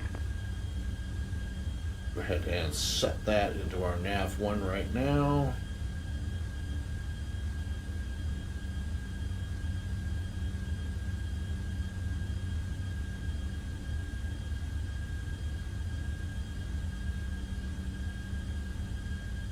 And the final approach course is 275 degrees. Hello.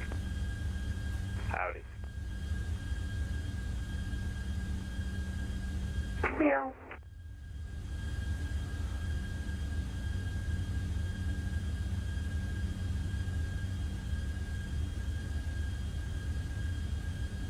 Delta 8814, descend and maintain flight level 330 for traffic. Maintain flight level 330, Delta 8814.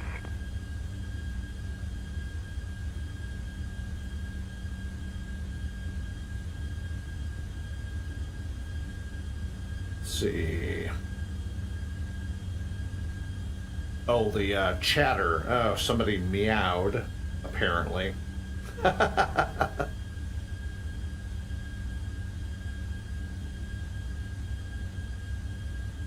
It's funny, if you ever fly into Reagan,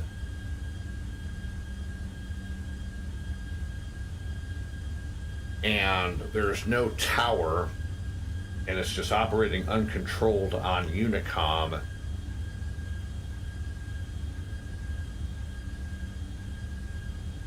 every time you announce like Reagan traffic, Delta whatever, 10-mile final runway 01, Reagan traffic, if there's people on the ground, they respond back going, Reagan, Reagan, Reagan. And it's just one of those things about Reagan flying into DCA. That happens a good bit. It's kind of funny, especially when there's a bunch of people on the ground or in the area of DCA.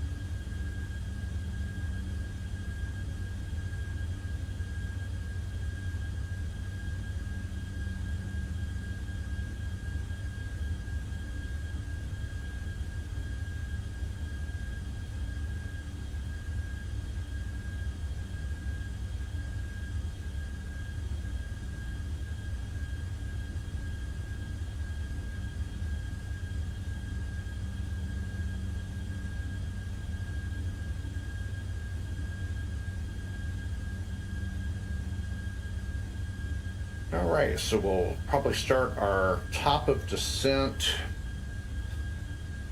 Oh, let's see.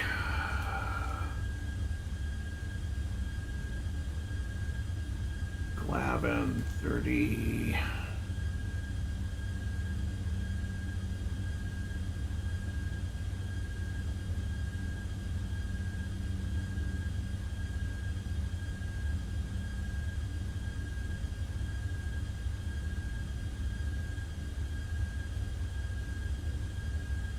See, 12, 39, probably.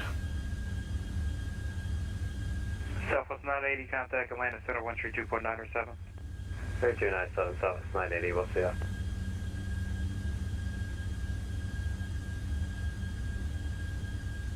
Frontier 474, contact Atlanta Center 132.9 or 7. Over to Atlanta, Frontier 474, see ya.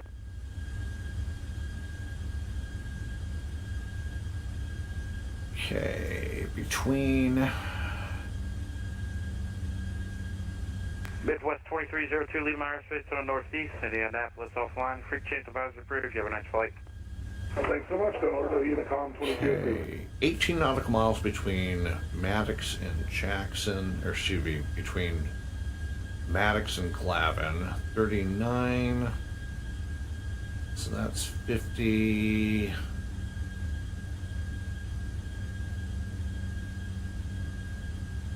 Probably start down when we get to Rusa.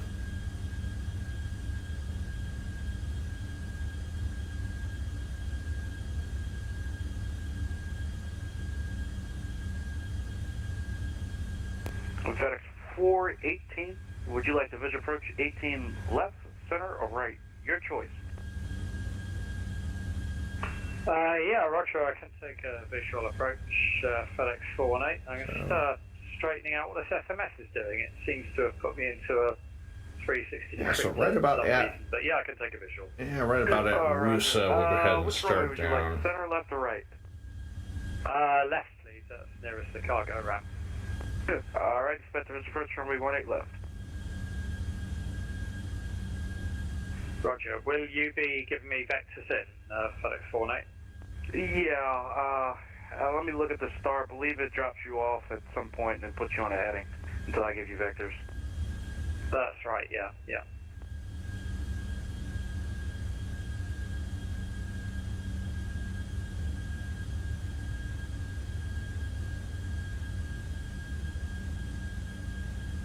Center, Delta 814. Any chance I could get back up to flight level 350? Sure, Clementine flight level 350. Clementine, flight level 350, Delta 8814. FedEx 2034, descend and maintain 4,000. Out of 4,000, 2034. Mother Memphis, as my friend Matt Cochran would say.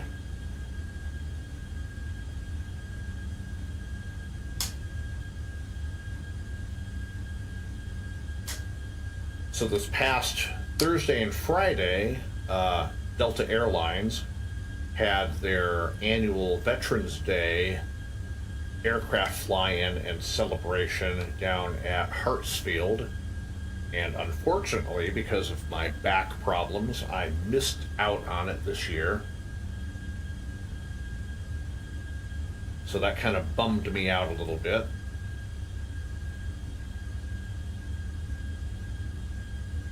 And plus, the weather was a couple of those nights where the temperatures got down into freezing, and that's weather I don't want to get the wife out in.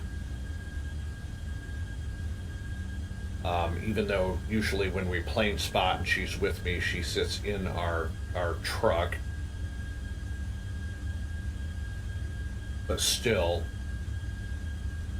it's a little bit chilly to be out.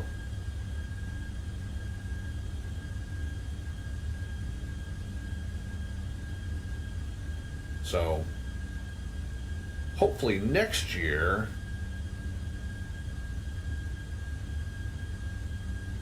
I'll be able to go, and then in the meantime I'll just wait for my friend Matt Cochran who I have a link to his channel on YouTube. If you want to see some good plane spotting videos of stuff coming in and out of Atlanta, go check out my buddy Matt. And I'm sure he'll have a video up at some point of all of the arrivals and departures for the Veterans Day event.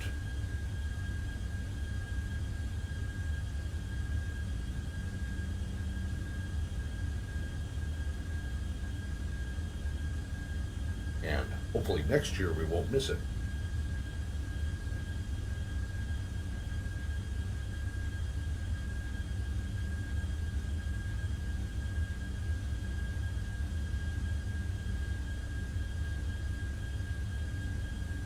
A little less than 350 nautical miles out of Atlanta, about 38 minutes or so left in the flight. Probably going to be more like 45 minutes.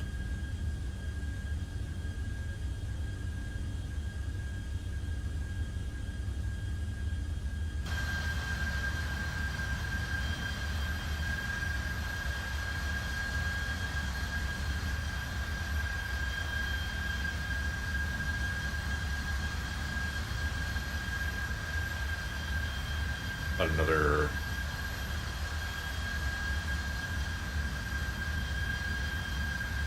I'll say about another 150 nautical miles to top of descent.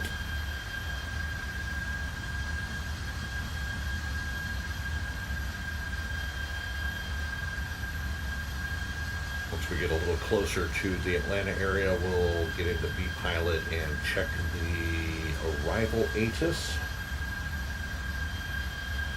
and get our weather. We've already got the radios and the nav set up.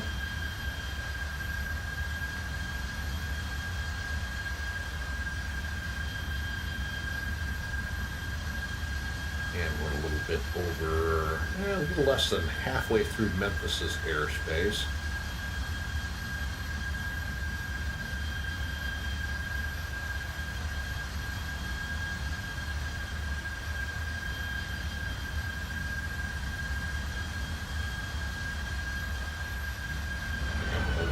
Overcast.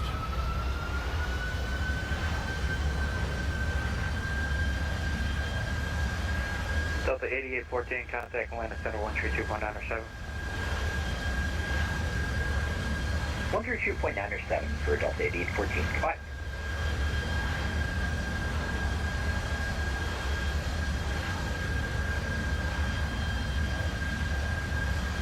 And the overcast layer just as quickly gone as it arrived.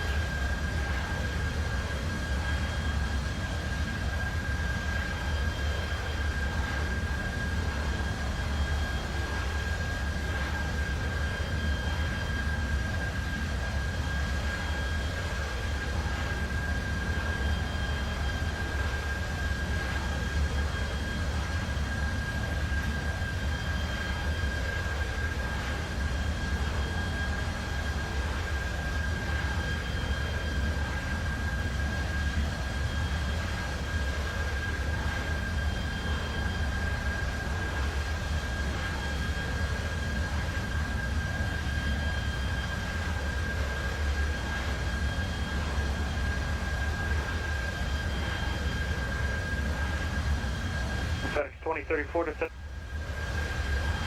to maintain 2000 and did the airport.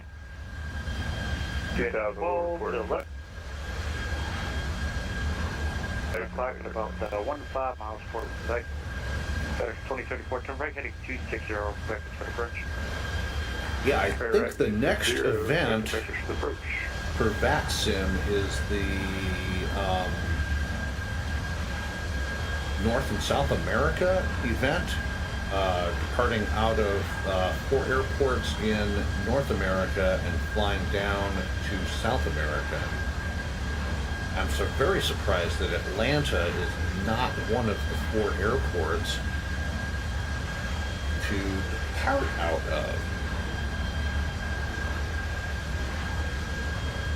Yeah, we have the fill for 2034. FedEx 2034, flip pitch approach, runway 18 left. Clear for visual, 18 left. FedEx 2034. Let me go to... Look at the bat sim. Yeah, Cross the Land Americas.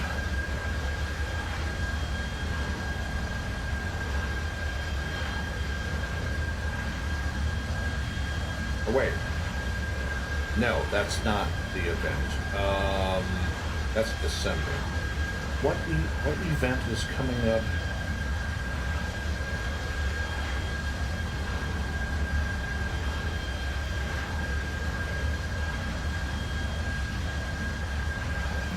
And Memphis Center, Southwest 17 is with you. Oh, descending, it is. Yeah. Southwest 17, Memphis Center, squawk 5374. 374, Southwest 17. FedEx 2040. I believe it's the World Flight event that's coming up in... 18 left, clear to land, FedEx 2034. Memphis are low, UPS 670, file 330, just past a few days.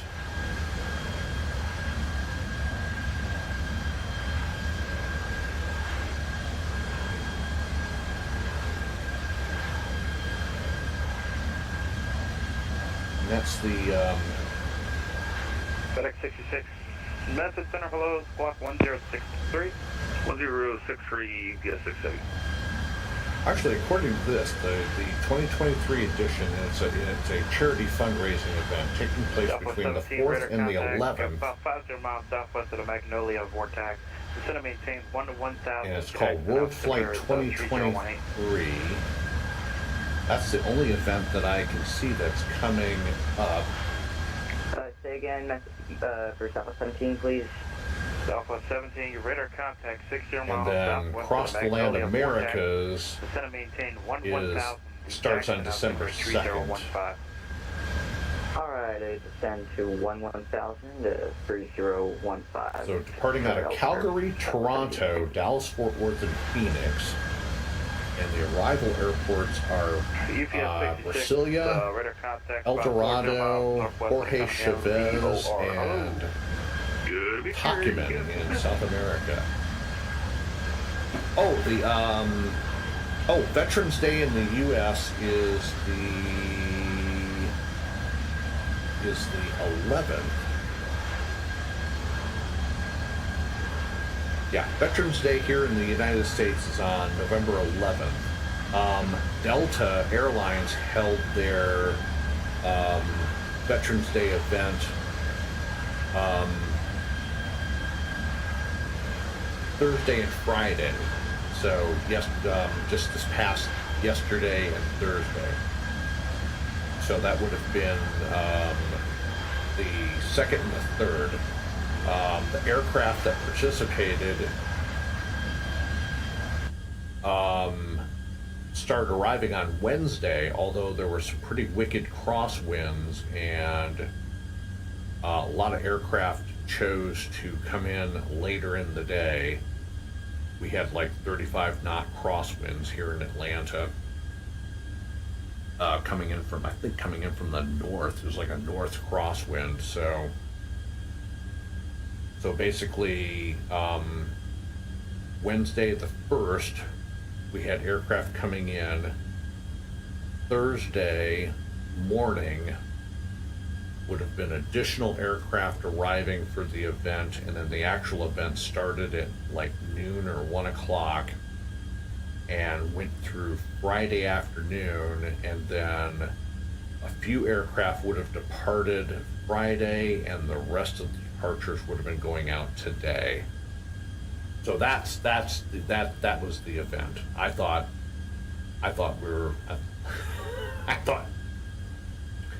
Eric was asking me about a VATSIM event, but no, it's the local event here in Atlanta. But our actual Veterans Day is on the 11th, so.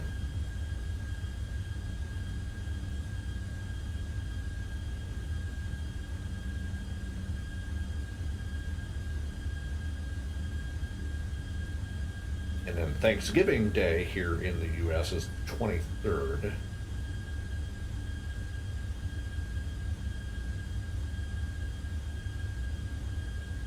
My sister-in-law has a birthday on this coming Wednesday.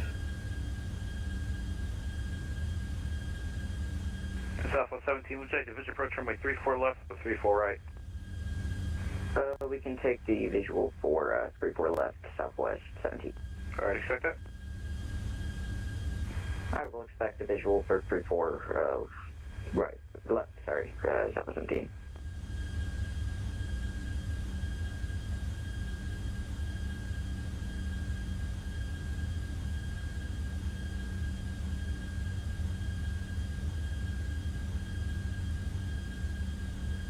FedEx 2034, welcome to FedEx, or not FedEx, I'm sorry, welcome to Memphis.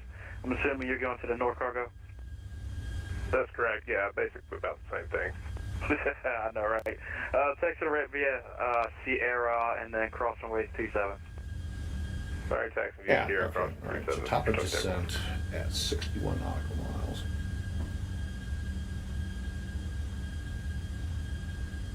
Ah, cool. Yeah, okay, about our Veterans Day event at Delta, that's usually not, it's not something on YouTube, but my, if I had gone, I would have probably shot some video and stuff like that and just made it as a standalone video. My friend Matt Cochran, who's linked on my channel, will probably have several videos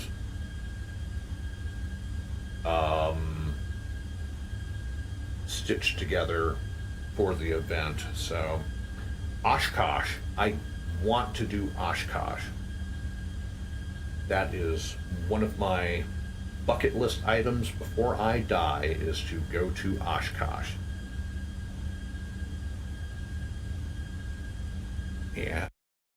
And that's something that my wife and I will probably drive up to Wisconsin for.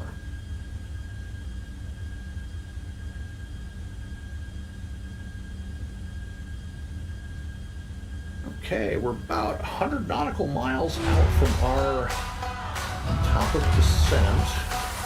We'll go ahead and run through our top of descent checklist. We're now within range. Oh, God damn it! We can get the ATIS and weather. And Atlanta arrival ATIS is information Delta. Winds are 290 at 5 knots, 10 nautical miles.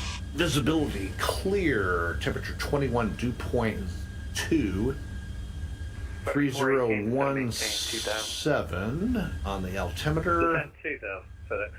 Simultaneous approaches in use. Visual 26 right, 27 left. Bird activity in vicinity of airport. Transponder C on mode C on all ramps, taxiways, and runways. And we have information Delta. So we have information Delta.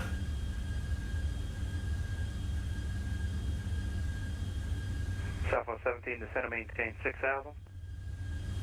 Alright, down to 6,000. And we'll get passed over to Atlanta Center here pretty shortly.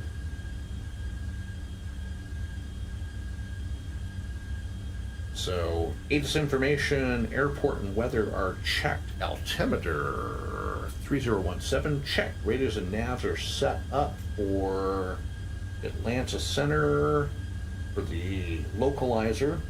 Fuel quantity check, anti-ice not required, and descent speed will be at our discretion.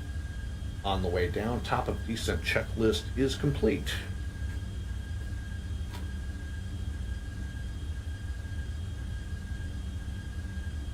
Southwest 642, descend via the Chesney 2 arrival.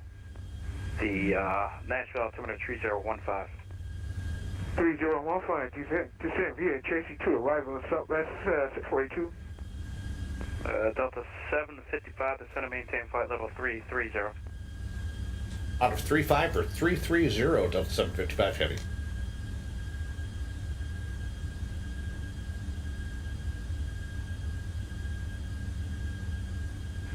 Southwest 17, turn right, heading 090, vectors for the approach. Alright, heading 090, vectors for the approach, Southwest 17. Come on. Come on. 33. FedEx 418, turn right, heading 090. There we go. Right, 090, FedEx. Confirm you wanted right 090 for Southwest 17? That's correct. Are you already on that heading? Negative. The plane started turning to the left instead. And of course, ATC takes priority over what we've got set up, so out of 3-5 for 3-3.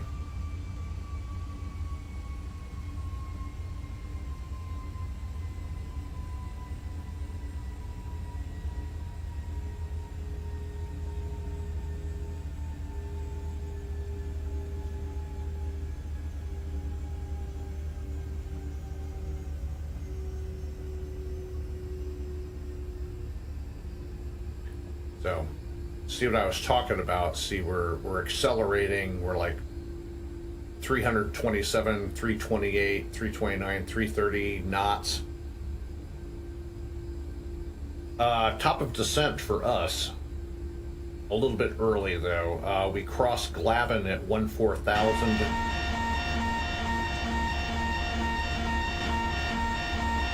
And of course, we're overspeeding.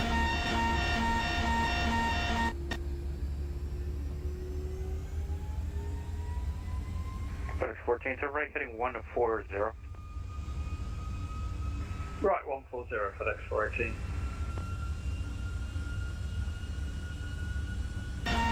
All right, what is happening here?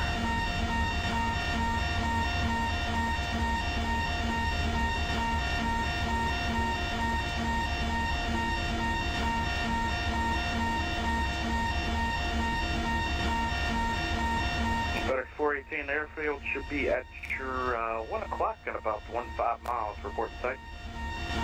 Roger, we'll report field inside, FedEx 418. Yeah, Roger, field is inside, FedEx 418. FedEx 418, cleared visual approach runway 18 left. Clear visual 18 left, FedEx 418, thanks. Okay, that was a little bit freaky.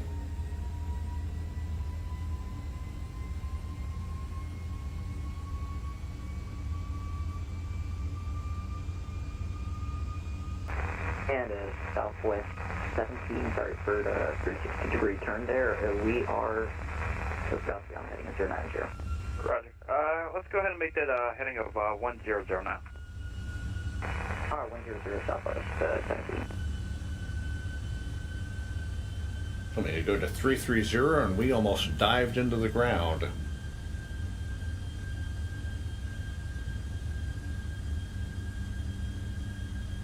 And Delta 755,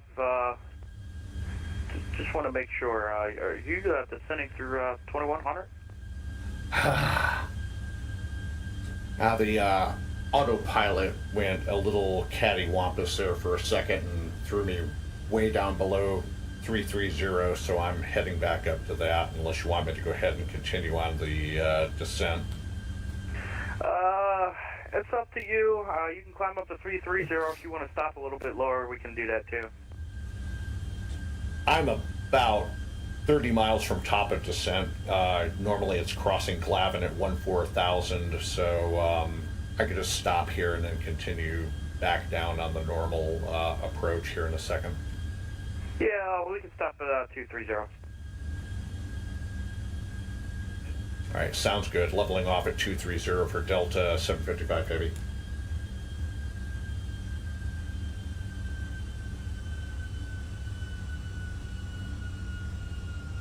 Delta 755, you can contact Atlanta Center now, 132.97. You have a nice flight. All right. Over to Atlanta Center, 3297. Appreciate it, Delta 755.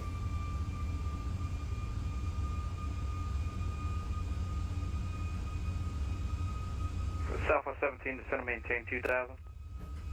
Radar contact, descend via the Jet 3 arrival at Atlanta altimeter 3017.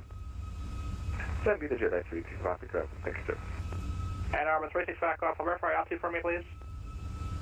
I'm descending flight level 286. Thank you. Atlanta Center United 47, X-ray, can I step away a couple minutes? Report back. Thanks. Delta 2654, contact Memphis Center 132.55, don't crash.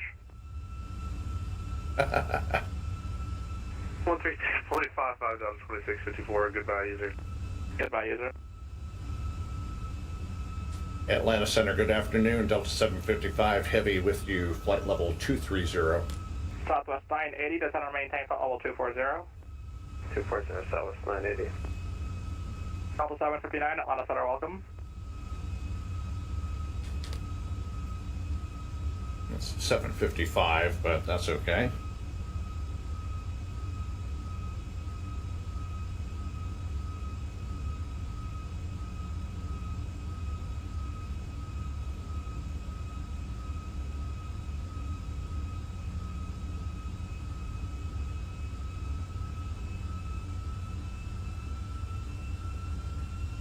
Three, 5 minutes away.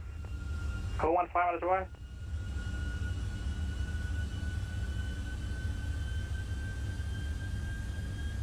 Delta 8814, contact Atlanta approach 133.47.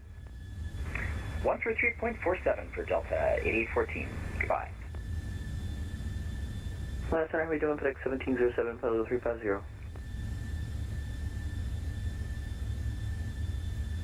Who's checking in the 350? FX 1707. Okay, Atlanta approach is 6027. 6027. Atlanta Center, Giant 9804 370. 3. Alright, 9804, Atlanta Center, welcome.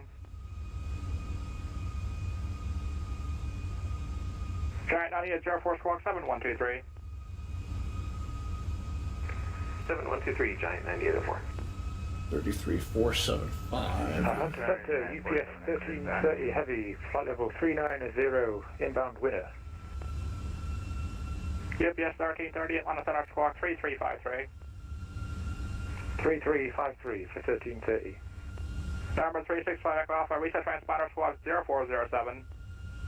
Squawk 0407, 5 Echo Alpha. Frontier Flight 474, cross Dutch, yacht maintain flight level 240. Number 69 Whiskey Sierra, contact on our approach 133.47. 3347, good day, 9 Whiskey Sierra. Frontier Flight 474, descend and maintain flight level 240. 7 departures and 3 arrivals online out of Atlanta so far. Richie 715, ready to go, good, Tuscaloosa. Number 5471 Papa, runway 22, clear for takeoff, Windcom. 22 clear takeoff, 715.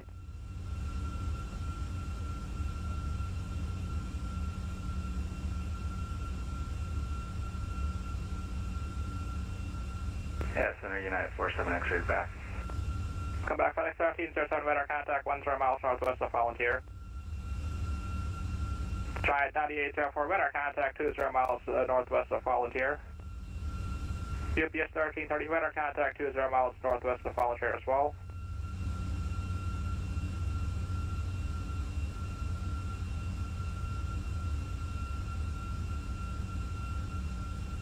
Coach 27, you said you wanted the R919, correct? Correct, for Chris 287.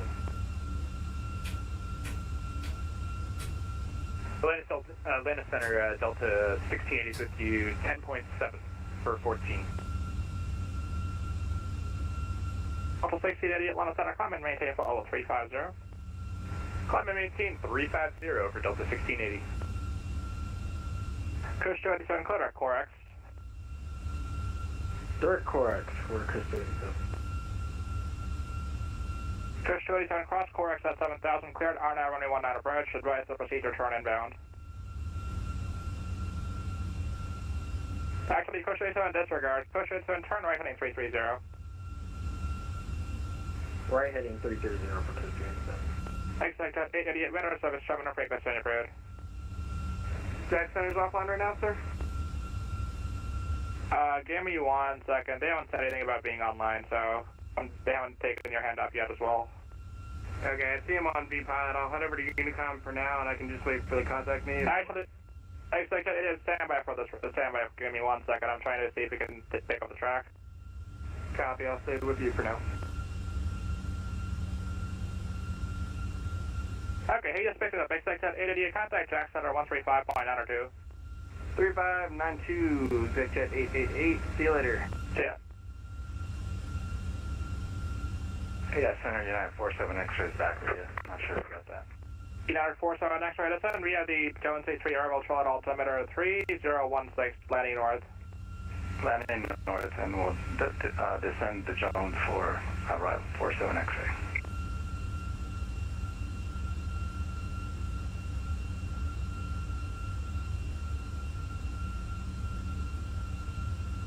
Land Center, good evening. Delta 759, checking in flight level 340, about 17 miles south of the Pulaski VOR. Delta 759, Atlanta Center, welcome. November 2400 Bravo, descend. We have the Jones A4 arrival at altimeter 3016, landing north. Should be the Jones A4, landing north 3016, 246 Bravo. Reach 22 Bravo, turn right, proceed direct course.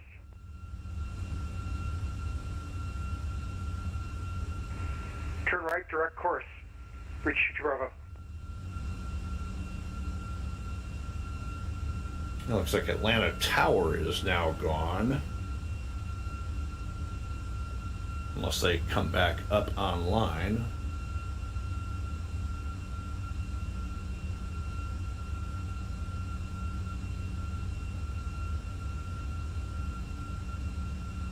Number 365 Alpha Squawk 151.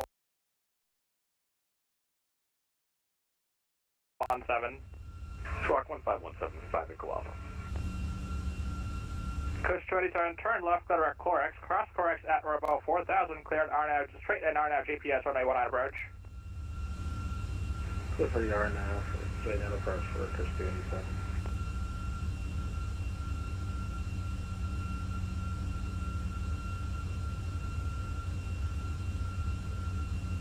Wait further instructions.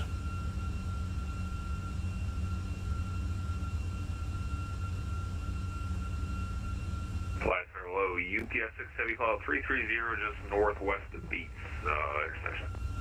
TOPS 66, Atlanta Center, welcome. Atlanta Center, just a heads up, back 1707. We had an amendment to our flight plan. We forgot to put in the new air rack, so right after SPA, we're going to be on a 178 heading, just heads up. FedEx 7. Okay, so I mean, the waypoint that we have is direct to the ILS approach, so, because I couldn't put anything on there, but it's just to let you know it's a 178 heading. Atlanta Center, November 604, Papa Sierra. We're coming for our topic, so I'm wondering if we need November 604, Papa Sierra. I thought I handed you frequency change approved. Frequency change approved, 04 Papa Sierra. See ya.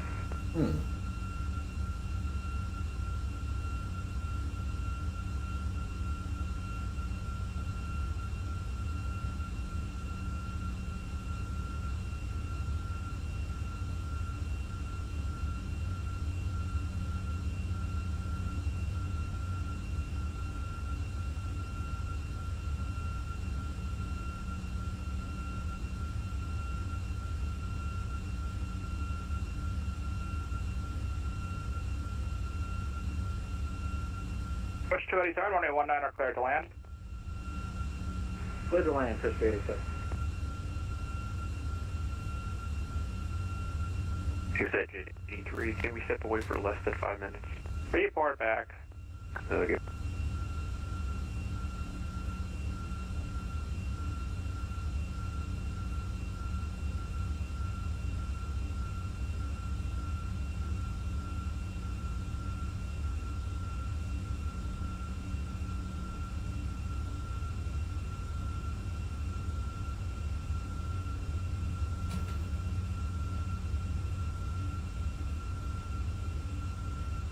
Southwest 980, contact actual center 135.902. 3592, Southwest 980.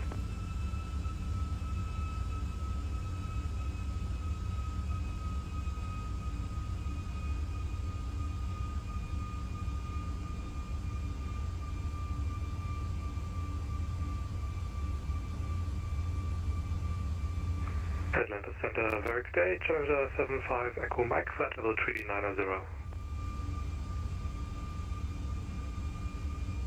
Number 75 Echo Mike, Atlanta Center, squawk 1174. Squawk 1174, Challenger 75 Echo Mike.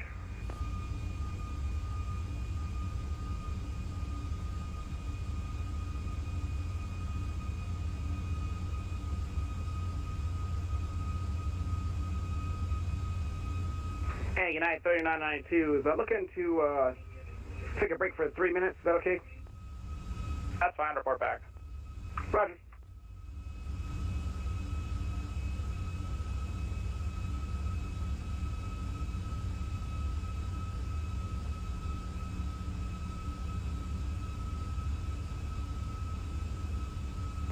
Atlanta Center, good evening, Air Canada 1678 360.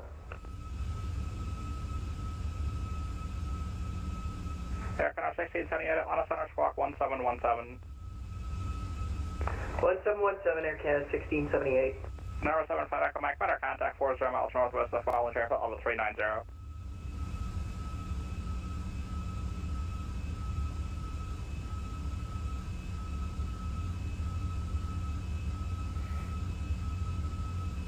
Air Canada 1678, radar contact 7 miles north of the Pulaski Via, level 360, welcome. Thank you very much. Hope your day is going well. It sure is. Number 2400 priority, speed 2250. Slaughter 250, 240 Bravo.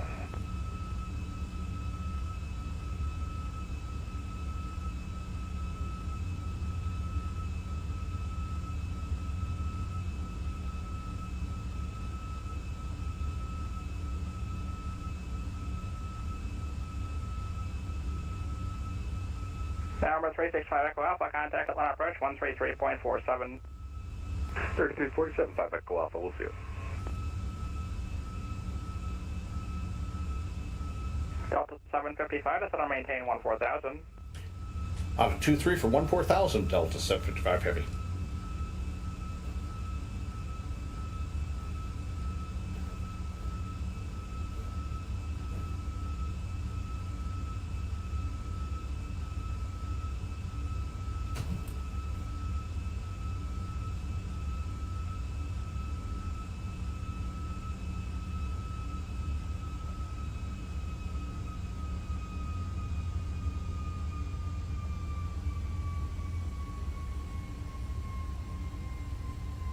All right, approach checklist.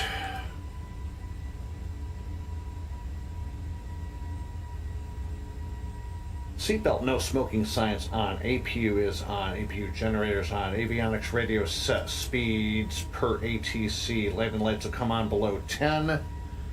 Spoilers are armed. Flaps as needed. Approach checklist complete.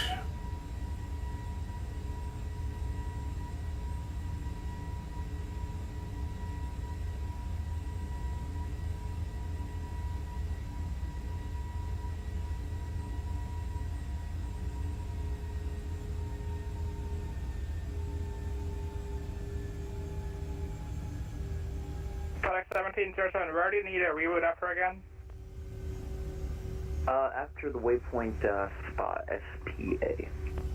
Roger. Atlanta Center, hello, Delta 2606, 12.5, climbing 14,000. Delta 2606, Atlanta Center, climb and maintain level 360. Climb and maintain level 360, Delta 2606.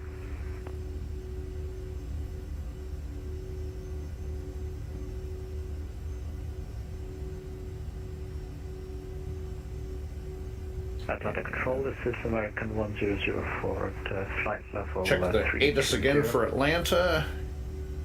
Everything remains. American 1004. Delta 3017, 3017, 290 at 5 knots, 10 miles visibility clear, temperature 21, dew point 2. 5347, descent via SID, cruise We have Delta. and runway 36 right. And it's 5345. 5345 is the beacon code. 5345. United 47 X-ray, contact Charlotte approach 120.5. Over to approach 47 X-ray, thanks. Number 2400 Bravo, contact Charlotte approach 120.5. Over to approach 228.5, 240 Bravo. 3992 is back with you. That was blocked.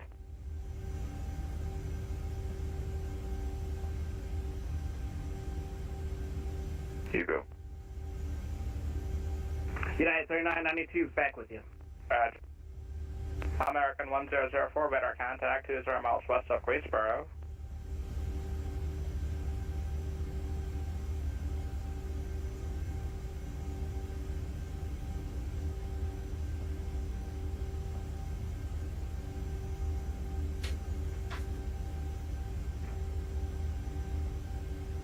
Frontier Flight 474, contact Jacksonville Center 135 point. Over to Jackson, Frontier Flight 474, contact Jacksonville Center 135.902.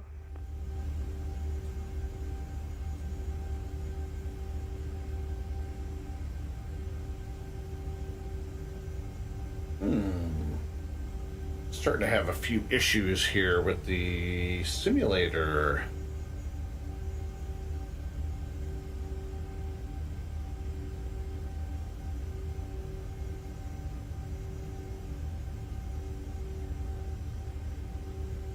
American 1004, contact Charlotte approach 120.5. Contact Charlotte approach 120.5 for American 1004.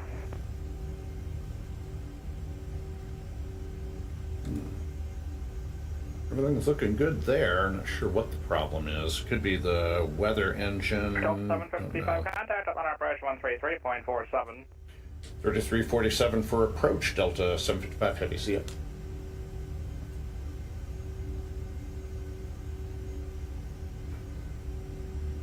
Cathay 119 Heavy, contact Atlanta Center 132.97.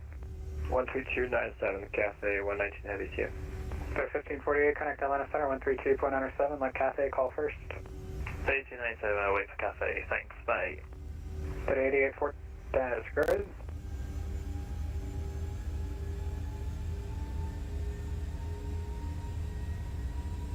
Atlanta approach, good afternoon. Delta 755 Heavy with you, 14,000. That is 755 Heavy, Atlanta approach. It'll be runway 26 right. To see aircraft type. A330, 300. Roger, 755 Heavy, thanks. It'll be runway 26 right. Clear after rain. Okay.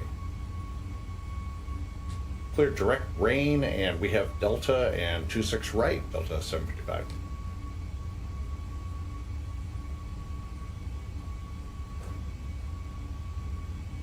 Okay.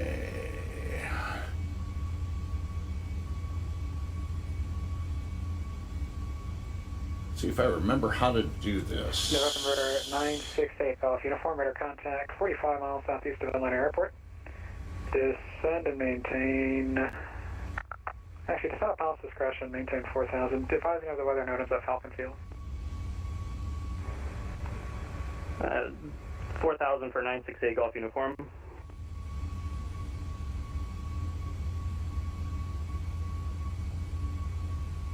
Okay, going direct rain. You want 9 with air straight into the ramp? CCI, affirmative, Delta to the ramp. Good night. Have a good night. 9 with you.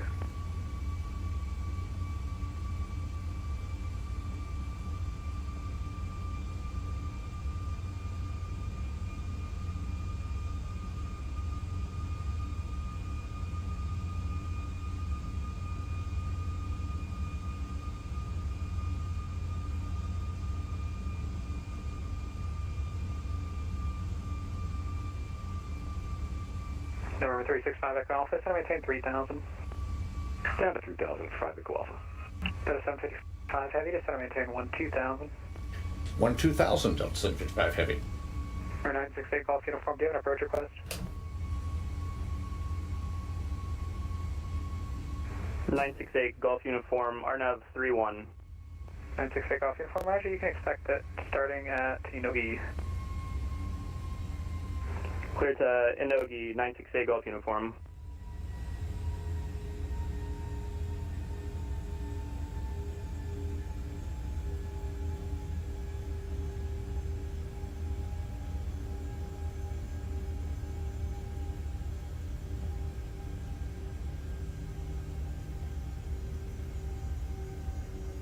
Delta 8814 at Bravo 2, cross runway 26 left, and take your parking at ramp 2 tonight, correct?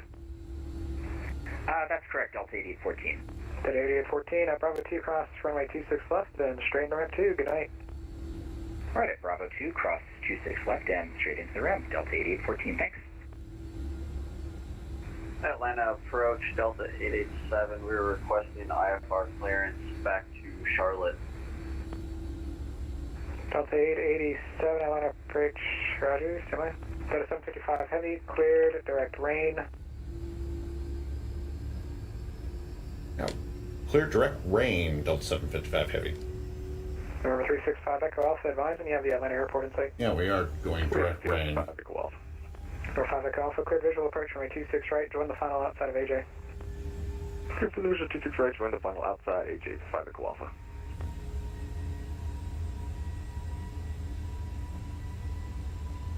Yeah, we are going direct rain. For 968 Golf Uniform, cleared on runway 31 approach into Falcon Field. 968 Golf Uniform, cleared runway 31. RNAV runway 31. Copy, cleared RNAV runway 31, 968 Golf Uniform.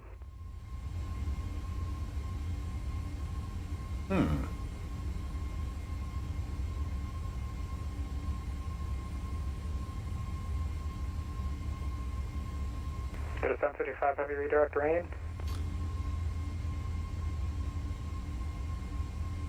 Yes, we are direct rain.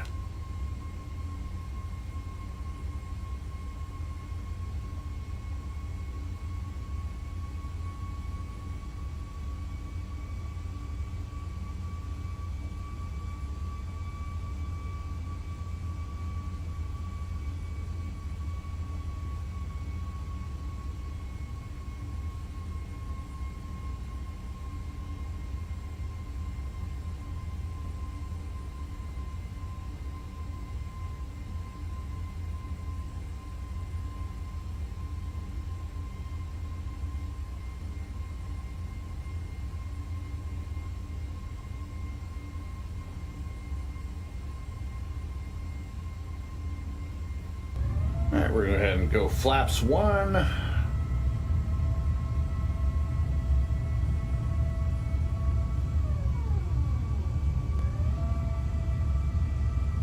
Did a 755 heavy, cross rain at 210 knots. Cross rain at 210 knots, Delta 755 heavy.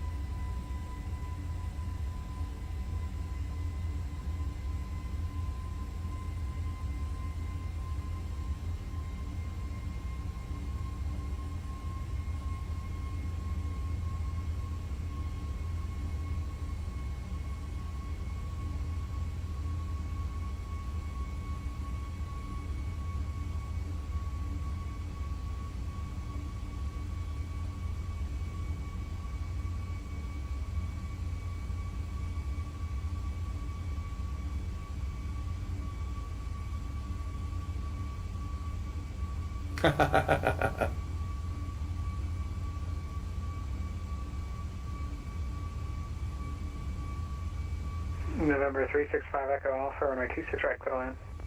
Clear land 26 right, 5 Echo Alpha. Delta 755 heavy, descend and maintain 7,000. Down to 7,000, Delta 755 heavy.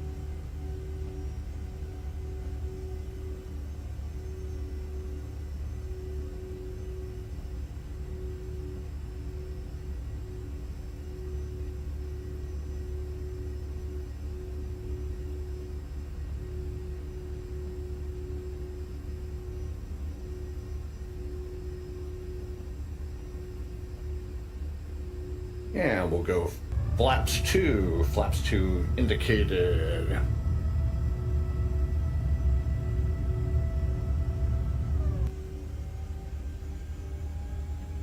Stone Mountain out ahead of us, about 30 miles off our nose.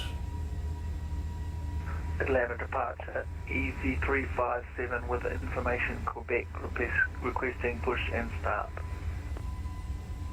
EZ357, the ramp is uncontrolled. Call me short of taxiway Lima for taxi. Copy, call you taxiway Lima, EZ357.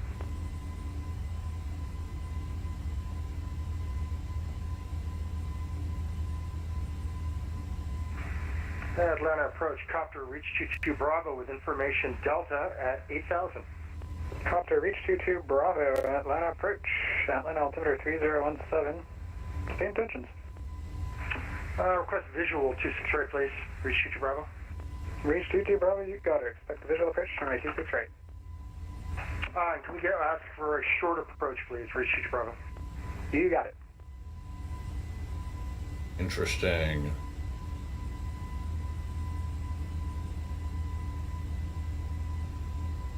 Atlanta approach Delta 887 with information Quebec on 5 November, short of Foxtrot, ready for taxi. Delta 887 Atlanta approach, runway 26 left, taxi via Foxtrot. 26 left via Foxtrot, Delta 887. 365 Echo Alpha, right turn at your next taxiway, then Alpha to the ramp this frequency. Next right Alpha to the ramp, 5 Echo Alpha 2. Delta 755 Heavy, descend and maintain 4,000. Out of 7 for 4, Delta 755 Heavy.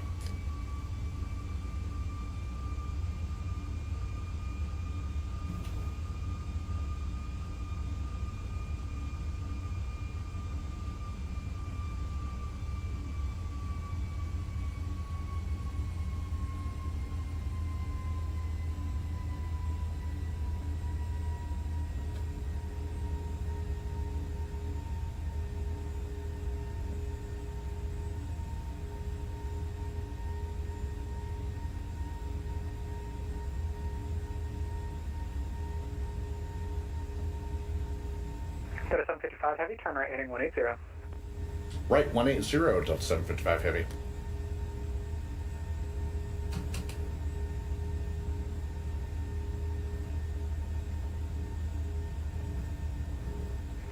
Atlanta approach Delta 887. Foxtrot ends at Golf, so can I take Delta or Golf to Echo 26 left? Delta 887, just keep going straight on Foxtrot, no incident. Just keep taxing to 26. He's going to put me on the very short approach here. Roger that, Delta 8887. I just used to get my scenery. Ends it right here. Thank you. Delta 755 Heavy, airport's 2 o'clock, 10 miles, advising you have it. I have the field in sight, Delta 755 Heavy. Delta 755 Heavy, awesome. Turn right heading 245, cleared visual approach, turn right 26 right. 245 cleared for the visual, 26 right, Delta 755 Heavy.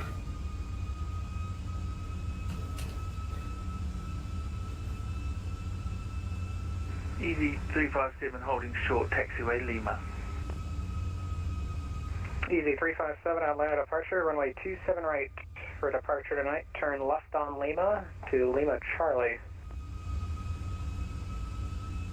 27 right for departure, left on Lima to Lima Charlie, EZ357. Speed to 180. November 968 Golf Uniform, no traffic observed between you and the Falcon Field Airport. Report your IFR cancellation or missed approach on this frequency. Radar service terminated. Change to advisory frequency is approved. 968 Golf Uniform, cancel IFR, have the field in sight. 9968 Golf Uniform, IFR cancellation received. Squawk VFR, and you have a good night. Squawk VFR, 968 Golf Uniform.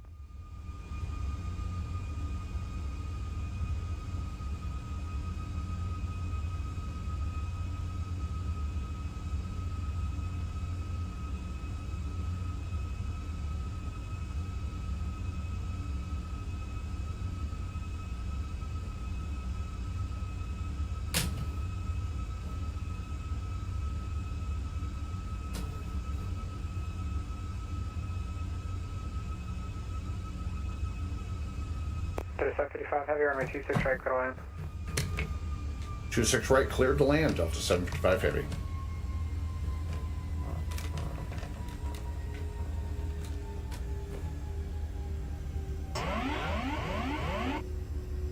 Really testing my patience today, aren't you, Flight Simulator?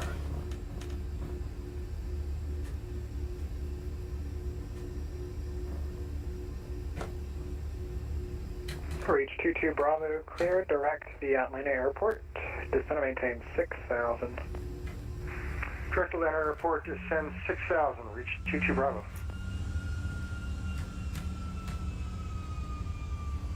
Delta 8870, correction to the 887. RNAV to MPass, runway 26 left, clear for takeoff. RNAV MPass, clear for takeoff. Left, Delta 887.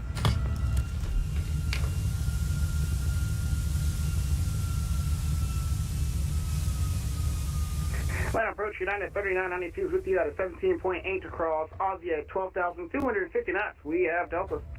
United 3992, land approach. It'll be runway 27 left tonight. Alright, we'll set up for 27 left, United 3992. Sync rate. Yeah, sync rate.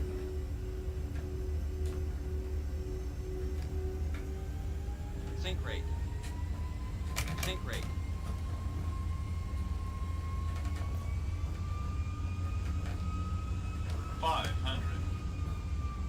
Easy 357, when you get a chance, do me a favor and verify your first FMS waypoint. Approaching minimums. This FMS is impact, sir. Minimums. 357.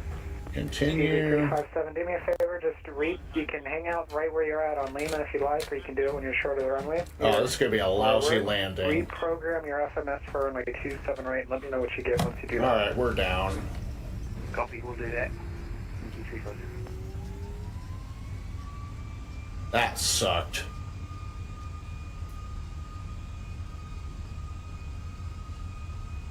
$80 knots.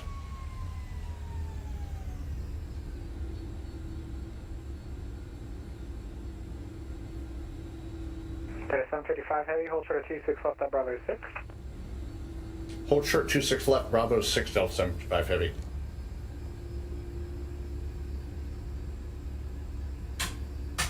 Delta 755 Heavy, is it ramp 3 tonight? Yes, it is. Ramp 3. Delta 755 Heavy, I'm at the holding point. Hold short of 26 left at Bravo 4. Holding 26 left at Bravo 4, Delta 755 Heavy.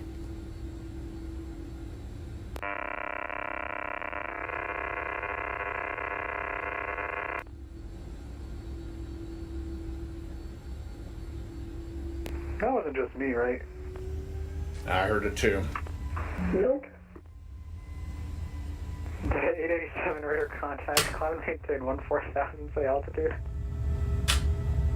3,300 and what was that altitude clearance? Delta 887. Delta 887, 14,000, 14,000. Roger, 14,000, Delta 887. Delta 755 Heavy at Bravo 4, cross runway 26 left, you can go straight into ramp 3. You have a good night. Alright. Bravo 4, cross 26 left, straight to the ramp. Appreciate it, Delta 755 Heavy.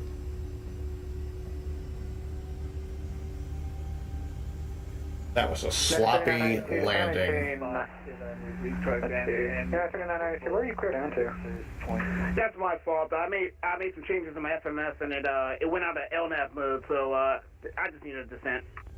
Yeah, 3992. I just sent maintain 9,000. 9,000. That was given Aussie at 12,250. Alright, thanks. So what's called? That was easy 337. We've got football now off 27 right. Easy 357, awesome. RNAV to football, runway 27 right, clear for takeoff. That was the sloppiest landing 27 right, clear for takeoff, easy 35. ever in the history of landings. Approach American 4257 on ground at I hate when they give me these short approaches. We are on the Bang 3 departure. There's a ground off the south side. Alright, into the ramp at F3. Outside the 27 to 26s. Got a Delta stuck in the It's like Concourse A over there off the right. 4627 on approach. Is that you at 3 south? We're facing south right now, affirmative, 4627. Okay, Delta 4627 right, 27 right, taxi via Lima, Lima Alpha. 27 right via Lima, Lima Alpha, 4627. Land departure, good evening. Delta 1138 with information to Quebec, altimeter 3017, spot 3 south, ready to taxi. Delta 1138, I want a departure, runway 27 right. For departure, just stand by 1 second. Delta 4627, follow the 73 off your right side.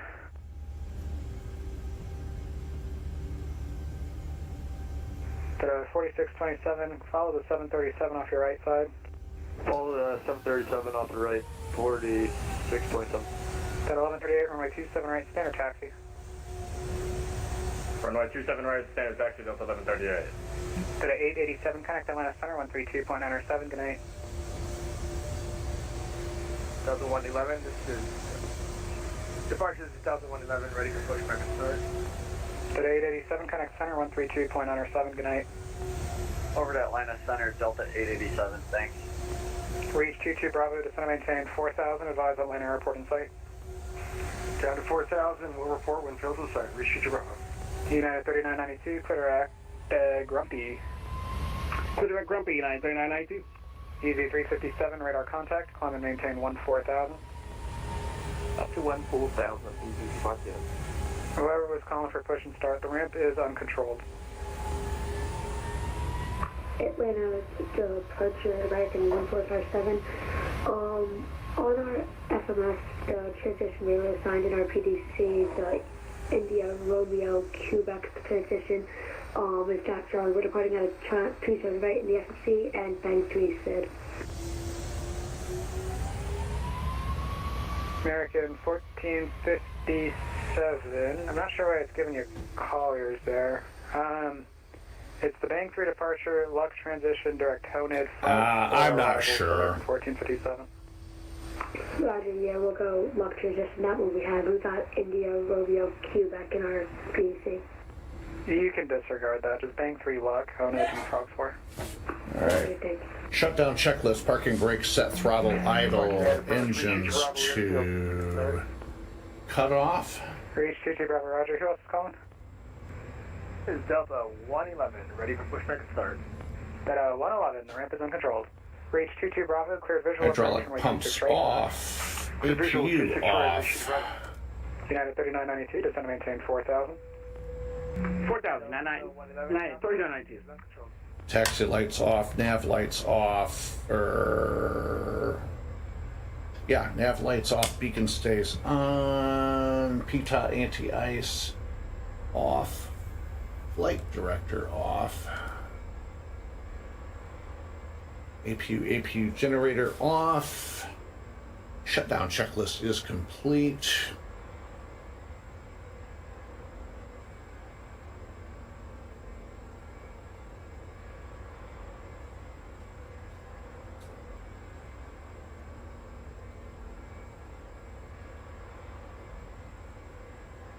Doesn't like that I'm on C, so because I'm a heavy, I should have told him I needed ramp 5. 26 right, clear land. Clear land 26 right, reach 22 Bravo. Mode C Hello, is it looks like you off. missed the turn on to Juliet and Mike. Let's do this. Say again for Delta 1138. 1138, do you have the standard taxi routes chart open? Yeah, I thought it was Lima Charlie, Delta 1138. No, sir. It's Lima Juliet Mike to Lima Charlie. Just continue straight on Lima and make the right turn at Lima Charlie. Okay, my apologies. My choices are probably not updated. Delta 1138. We'll continue Lima Charlie. Here, watch this. I'm just going to warp right over to the gate. And hopefully not on another airplane. Oh my goodness. Land approach, Delta 759, descending out of 15,000 for 12,000 at 250 knots at Aussie. Delta 759, land approach, runway 26 right, good evening. Runway 26 right, Oh, good evening, my and goodness. we have information, Delta. Roger, thank you. United 3992, advising of the Atlanta airport in sight, descend and maintain 3,000. 3,000 still in sight, United 3992. I should have known better than Runway 27 left. should have known better than to say, oh yeah, I'm going over to ramp 3. All right, join the final outside of depot, clear for the visual approach 27 left, United 3992. Bit 1138, RNAV 2 slog, runway 27 right, cleared for takeoff. RNAV slog. All right, we're going to disconnect from VATSIM. Welcome to Atlanta, folks. Good Lord. Current flight simulator, local time, who knows?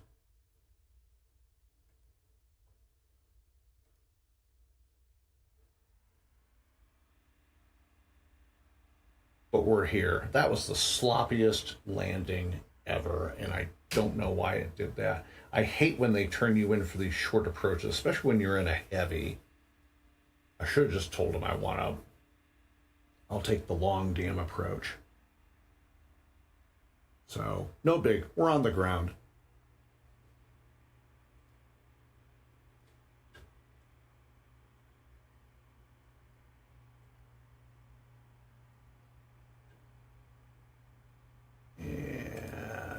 Pirate my flight. I know it suggested that, but I wanted to fly a A330 and grab the flight plan. Close. And paste.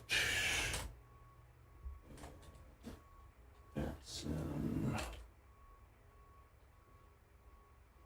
YouTube pirate. 3.5 hours right on the nose.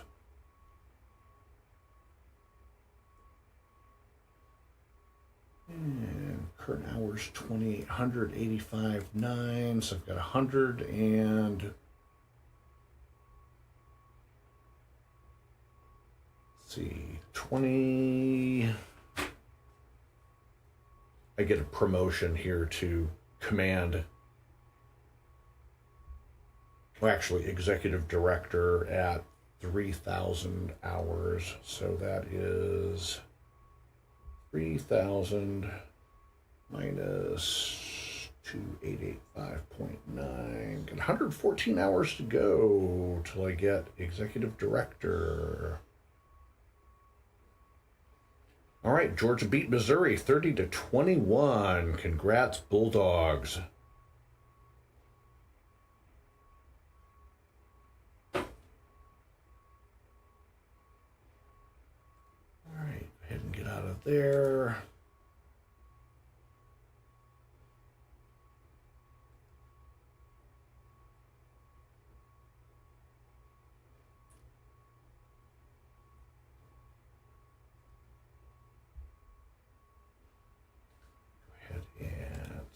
Exit out of there. All right, PIREP, no flights upcoming. We'll have to change that. Shut off the weather engine. Disconnect. Get out of there. Anyways, welcome to Atlanta. That was a really screwed up landing. That's embarrassing.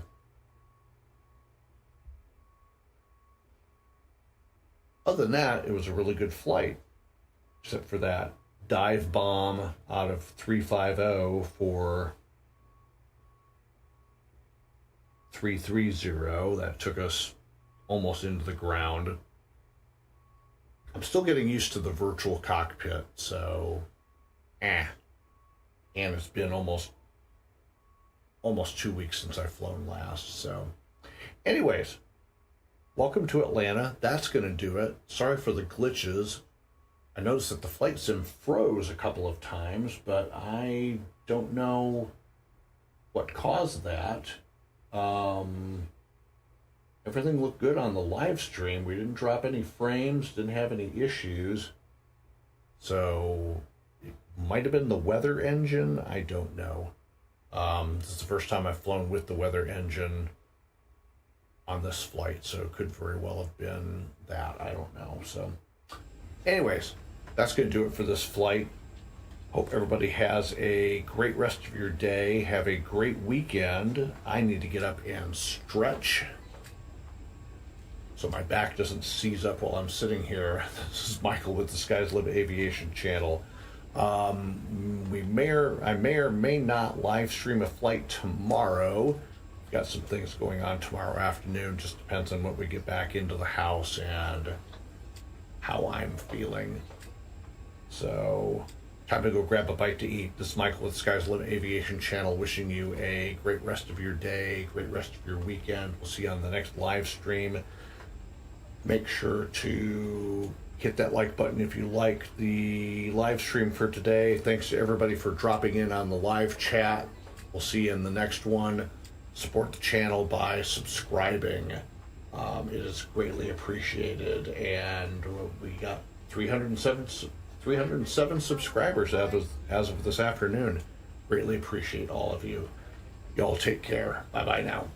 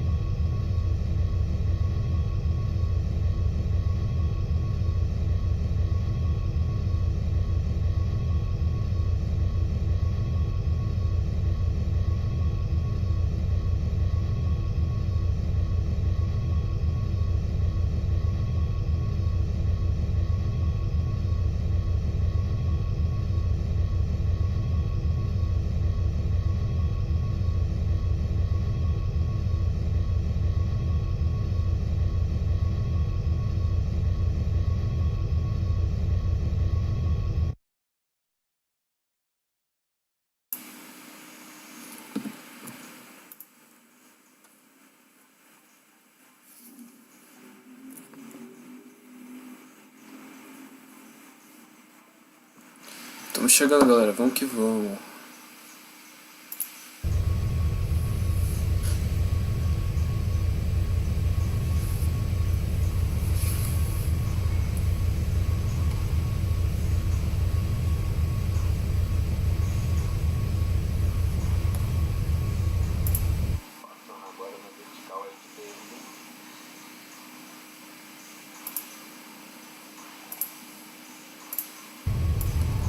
Voltando aqui, 79 milhas para a gente iniciar nossa descida. Já vamos preparar então a aeronave aqui. Vai descer para 6.010.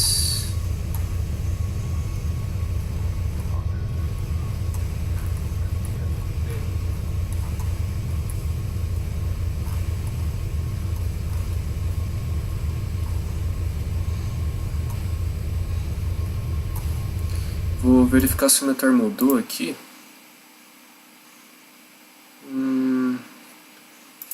Deixa eu atualizar.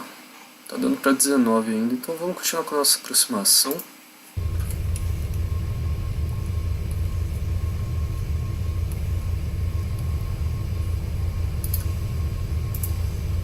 pegar aqui a frequência do ILS que a gente vai usar.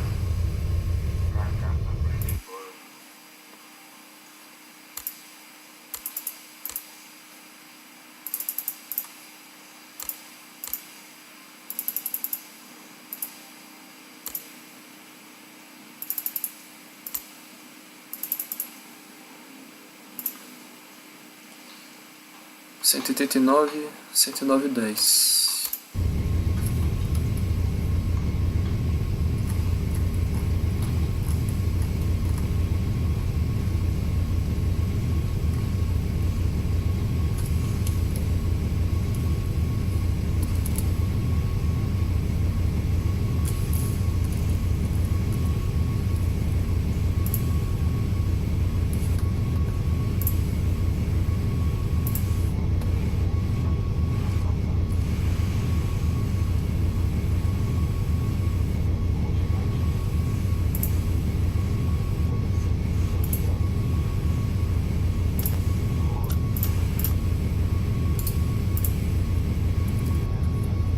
Beleza.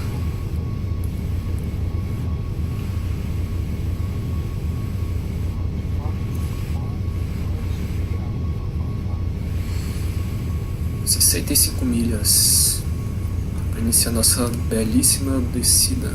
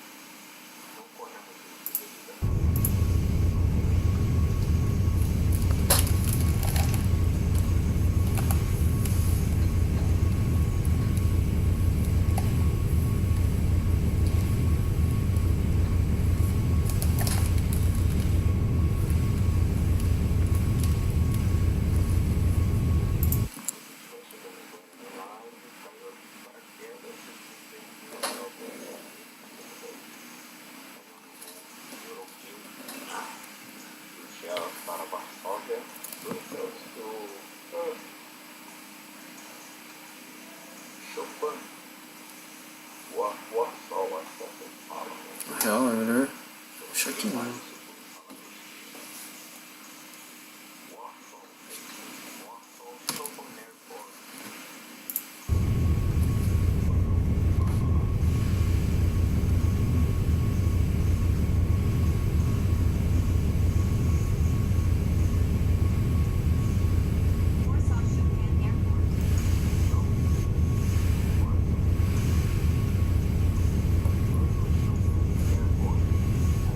85 milhas para iniciar a descida.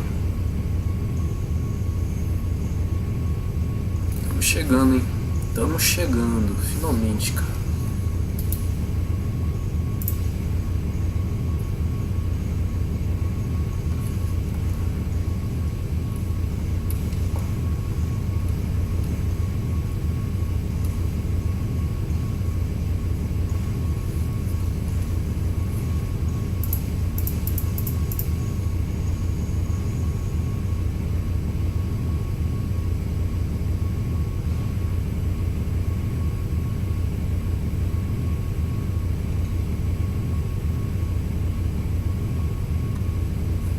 Temos bastante combustível, deixa eu ver aqui.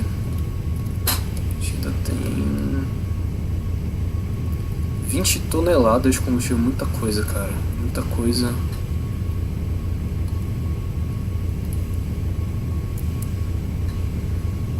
Tem que tacar a VOC lá.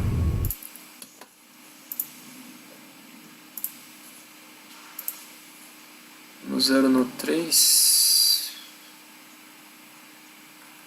Tacar a VOC 10 nós de vento.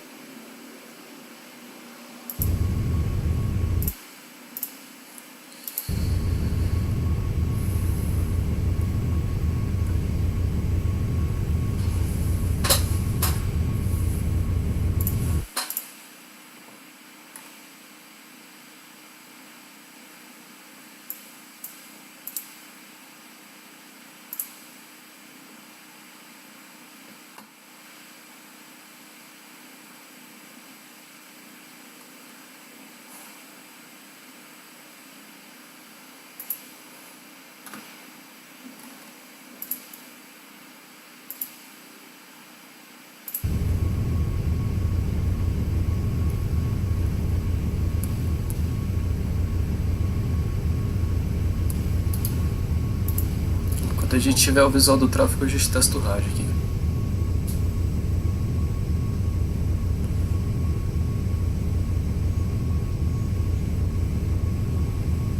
Beleza.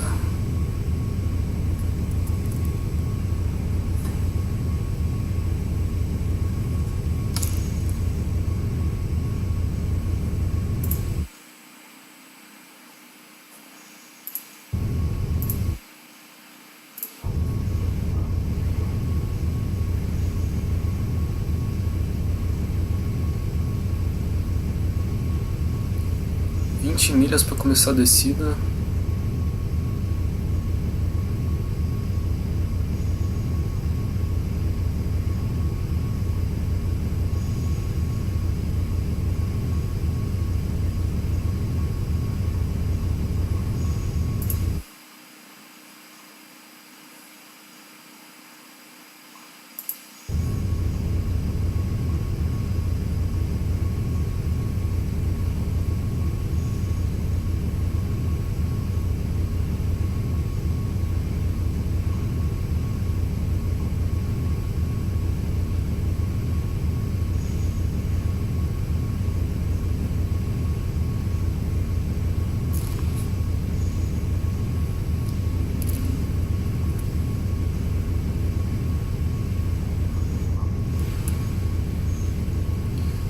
Milhas para iniciar a descida, estamos quase.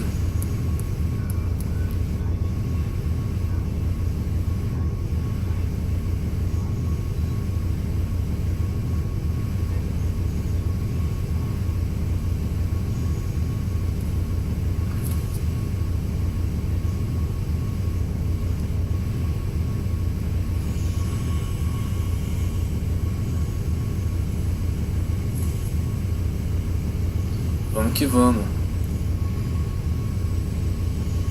Vamos que vamos.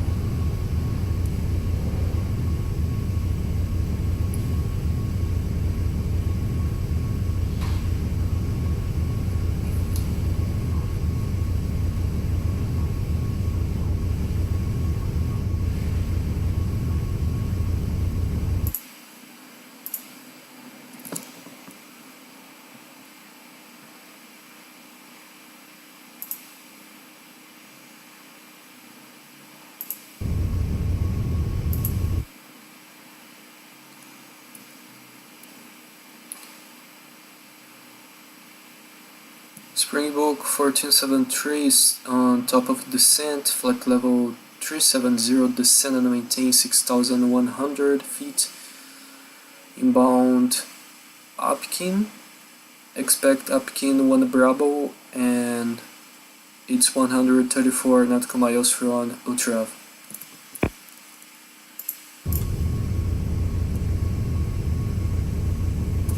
Iniciar a descida então.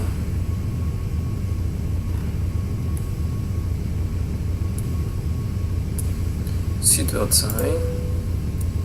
Sink rate. Sink rate. Sink rate. Whatever.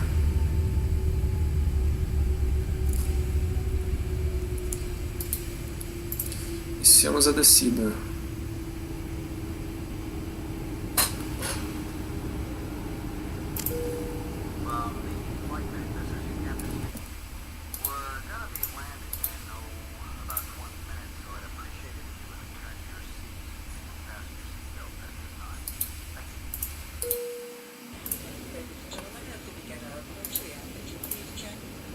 Your seatbelts are securely fastened, low and tight across your back.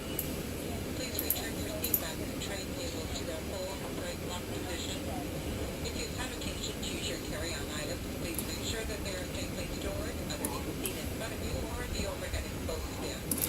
Also, if you're using any type of electronic device, if you would please turn it off until we are apart to the gate. Então vamos que vamos.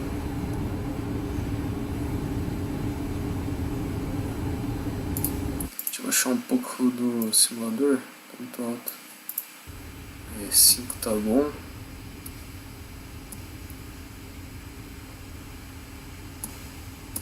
Já tá tudo setado aqui.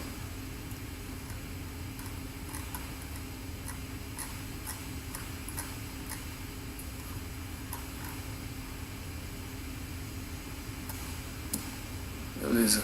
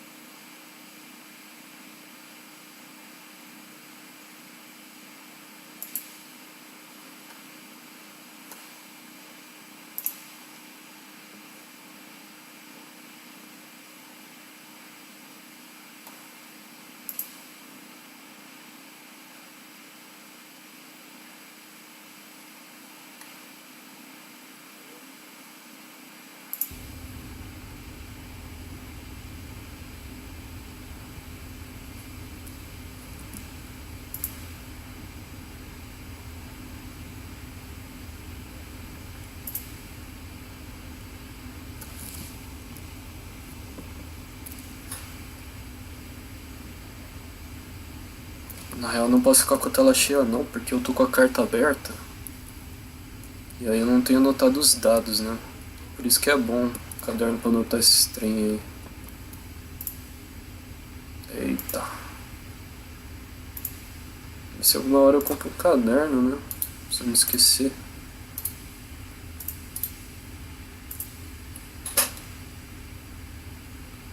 Bom, não sei.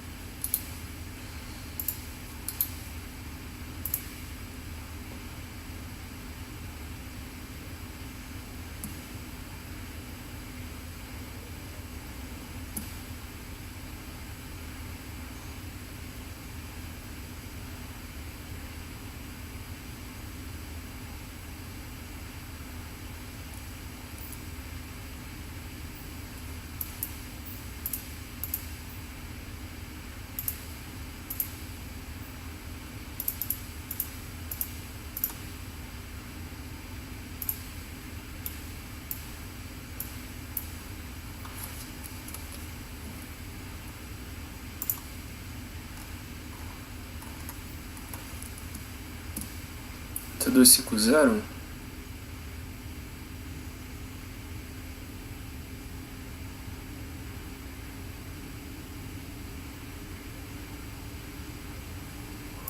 Não precisa ser menos que isso não.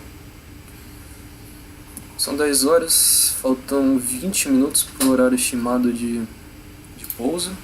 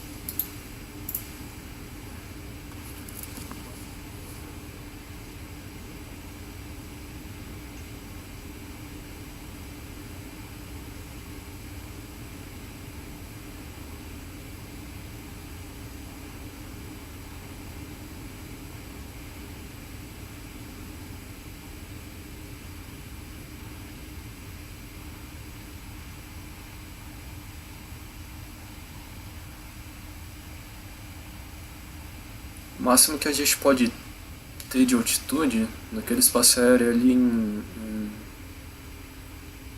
aquele pequenininho rosa ali na frente é 8.000 pés. Vamos ver se a gente abaixa rápido isso aqui. Acho que vai dar certinho, cara.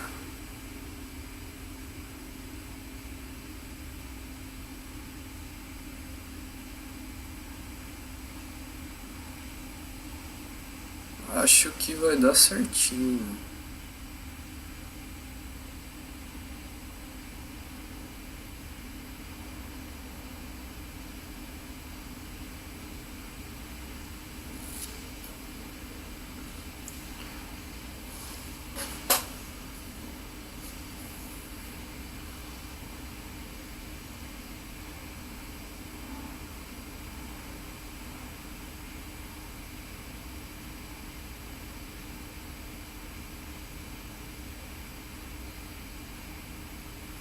A gente tem tráfego já conseguimos ver tráfego.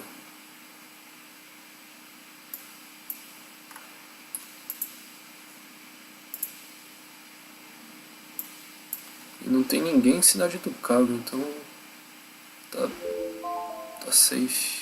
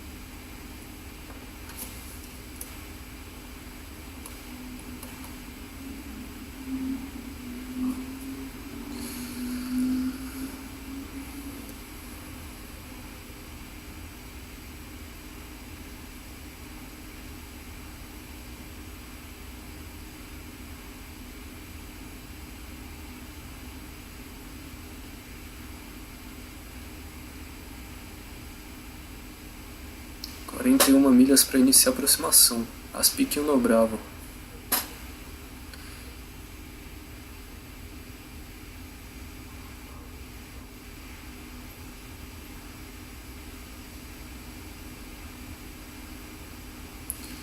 Vai ser exatamente... A gente vai chegar em ASPIK, vai ser exatamente quando a gente estiver a 6.100 pés. Vai ser exatamente no momento. Vai dar perfeito, cara. Vai dar perfeito. Não sei que atrase um pouco, né, mas Não tem problema. Vai dar certinho. Tipo, a gente vai chegar um pouco cedo, né? 6.100 PS, mas não tem problema. Vai chegar cedo do que... Enfim.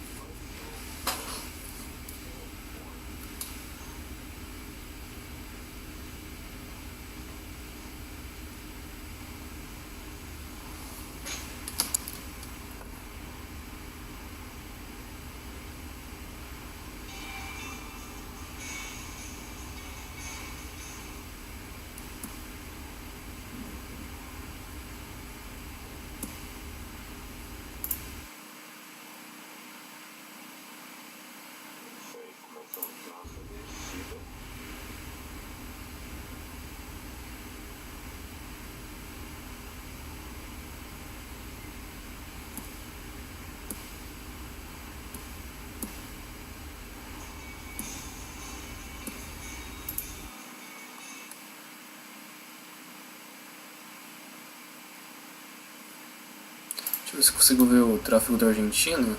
Não consigo ainda.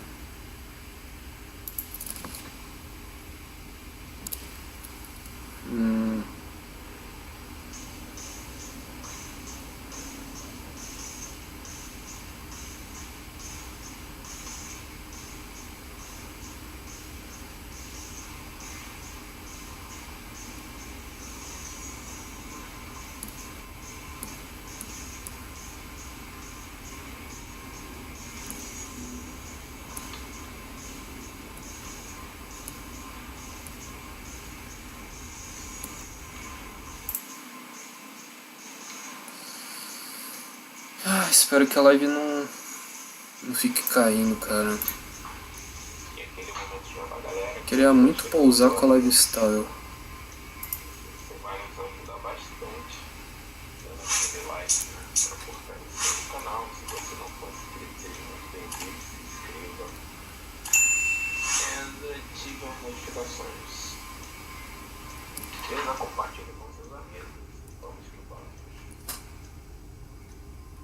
$10.000 PS. Luz de pouso. Então.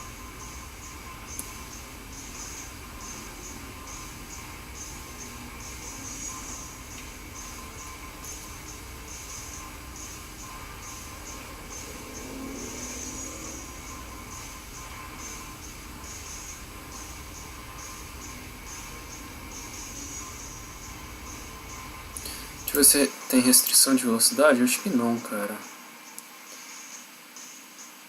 250 nós. Tá safe. 150. Depois a gente vai descer pra 4.500. 2.700.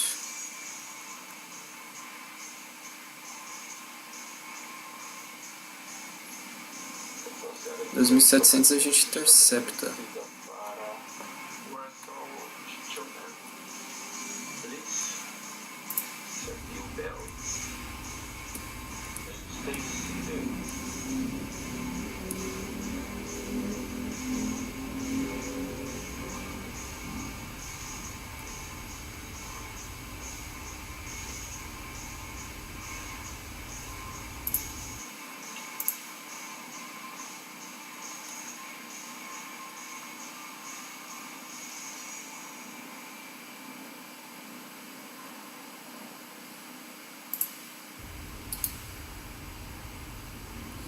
Agora conseguimos ver o tráfego lá.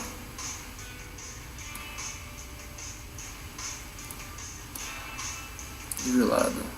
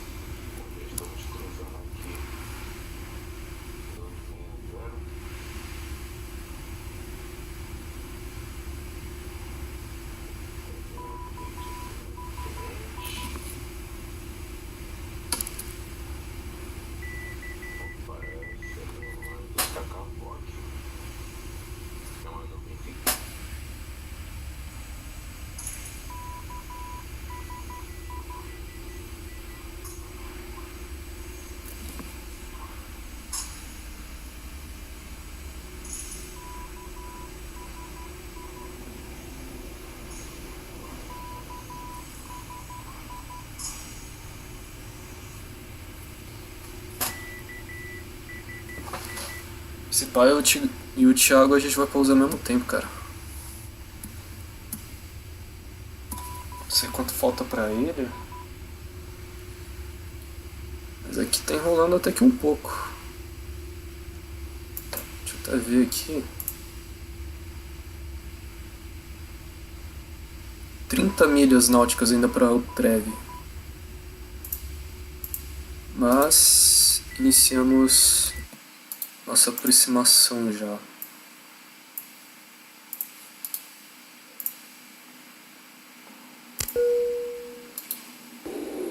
Ladies and gentlemen, at this time we request that you install your electronic devices until we are safely parked at the gate. We also ask that you extinguish all smoking materials. In final preparation for landing, please make sure your seatbelts are straight up. Your tray tables are stowed, and any carry-on luggage you may have brought on board with you is underneath the seat in front of you or in an overhead bin. The flight attendants will be passing through the cabin one last time to do their final compliance check and pick up any remaining custom glasses.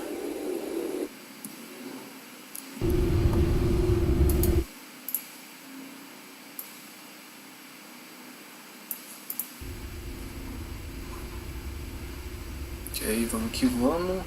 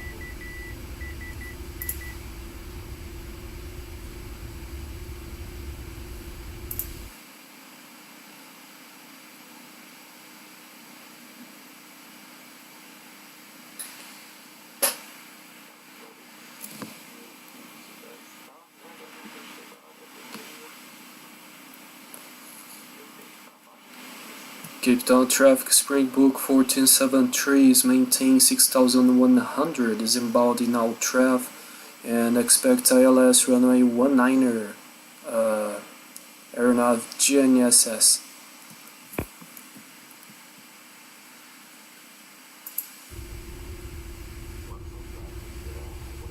Cara, se eu não me engano é a pista já.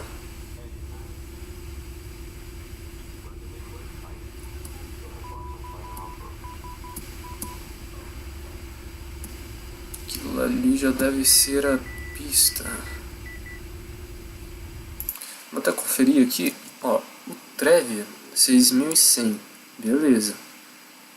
Ah, cara.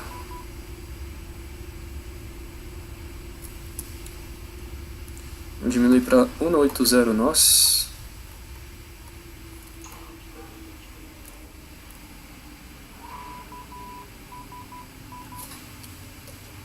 Flaps 1. Flaps 2.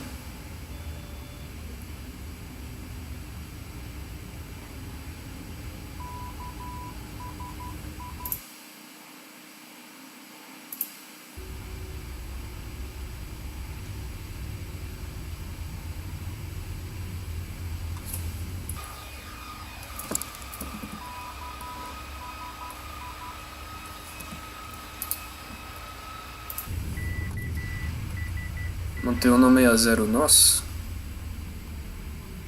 Manter uma aproximação mais estável.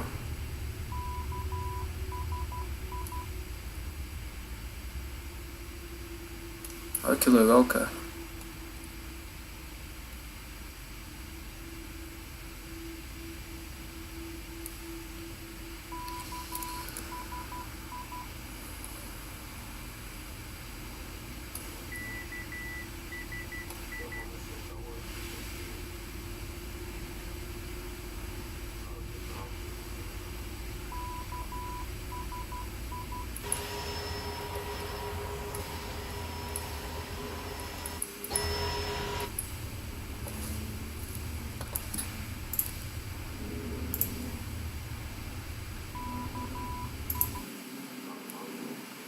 Vamos ter pronto aqui já para 4500.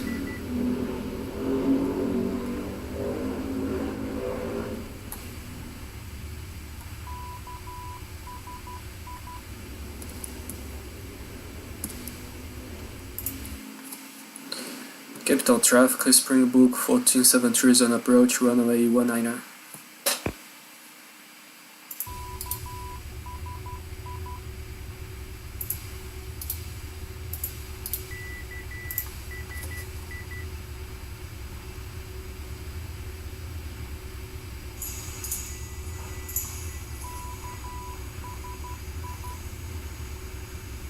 Já tô em descida.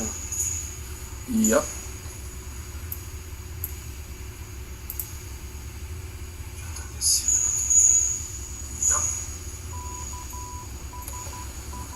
Baixar para 140 nós. Flaps full. Landing gears down.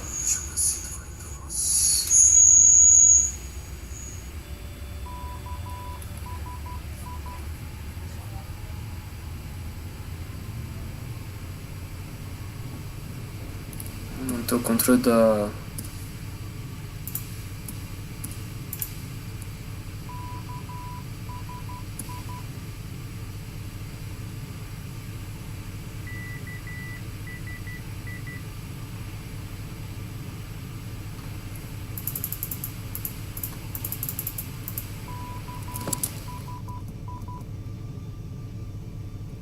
Cheque o peso. Como é que eu vou fazer isso agora, meu?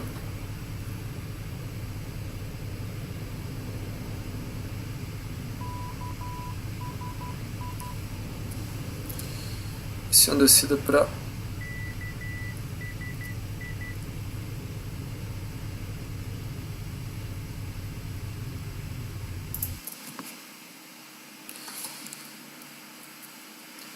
Capital Traffic, Springbok 1473, descending to maintain for 4,500 feet, inbound Charlie Tango 2, Charlie Tango 1.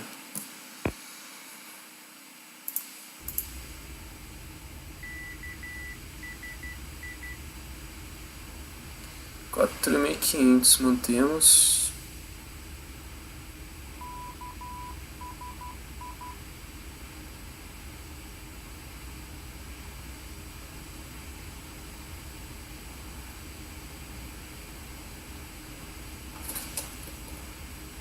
Beleza. Depois a gente desce para 2.700. Mas não agora.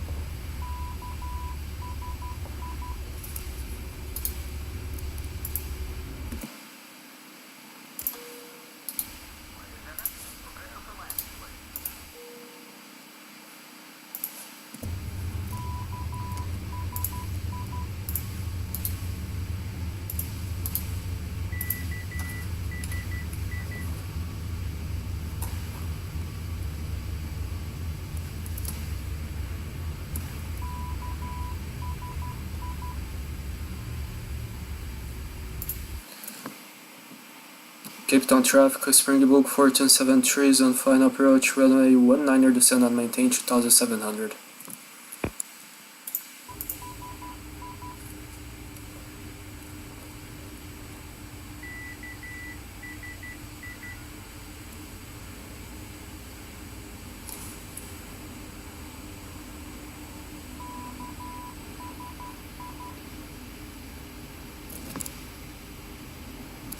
Vamos que vamos.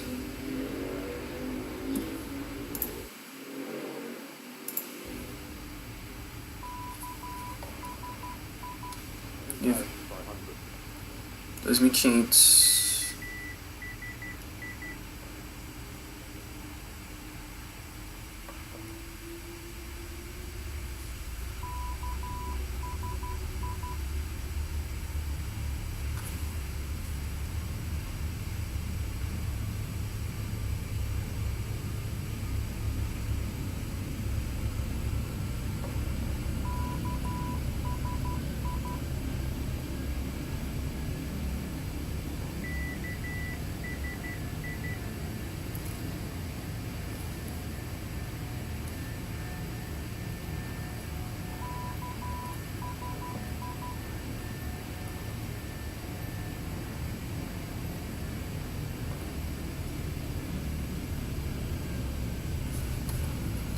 Deixa eu ver quanto que tá o altímetro aqui, cara. 2991.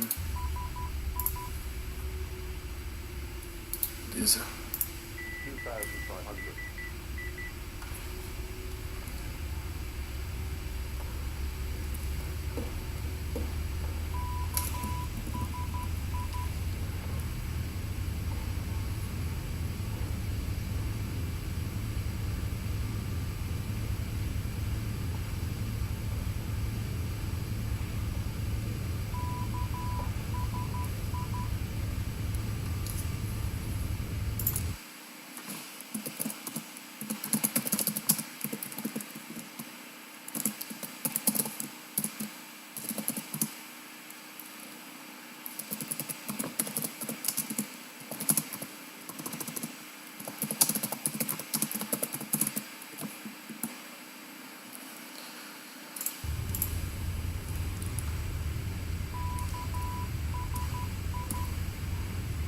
Temos a visual da pista já.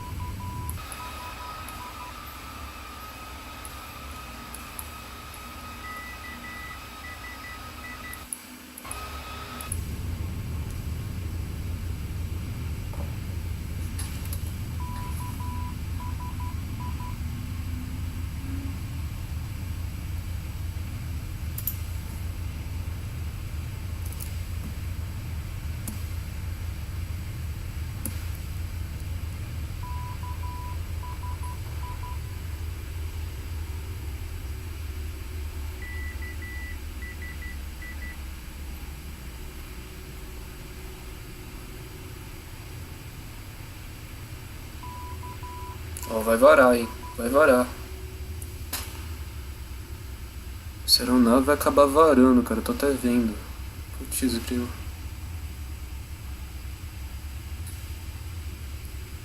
Aí varou um pouquinho. Captain Traffic, Springbook 1473 on final runway 19er.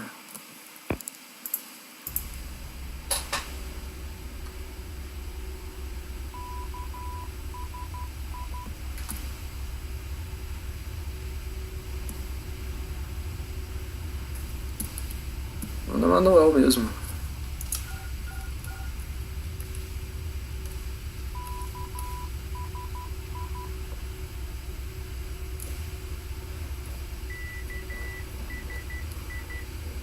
Acertar esse eixo aqui. Tá um pouco baixo.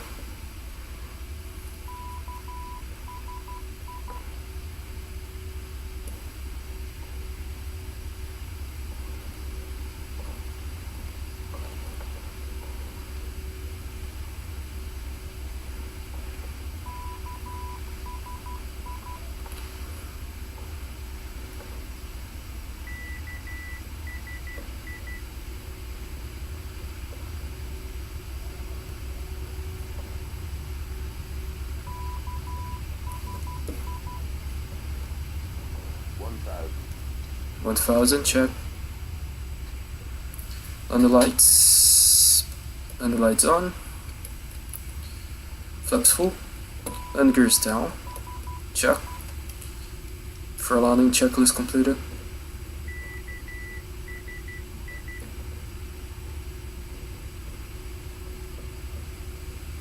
Acertar pouco essa altitude aqui.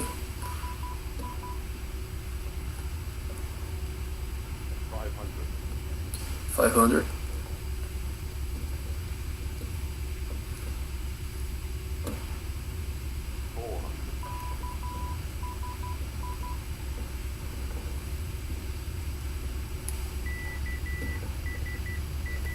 Approaching minimums.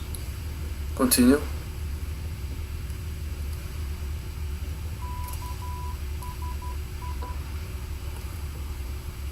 Minimum.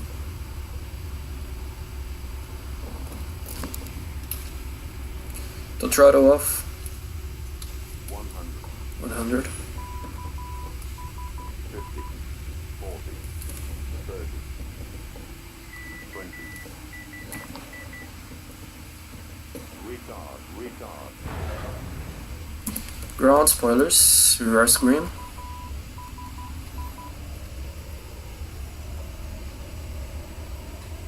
Knots. 60 knots, reverse off.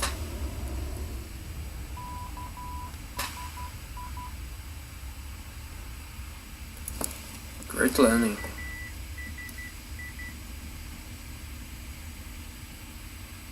Livrar na próxima que temos tráfego aqui, eu acho.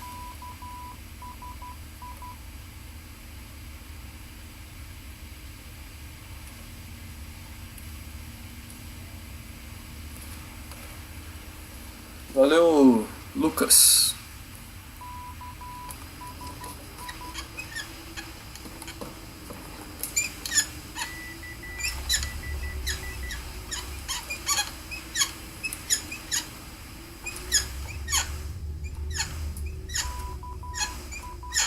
Valeu, Thiago.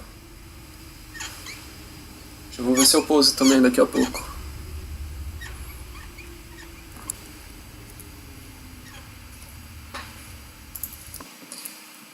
Cape Town traffic, Springbrook 1473 runway 19ers located. Parking brakes. Spoilers retract. Flaps up.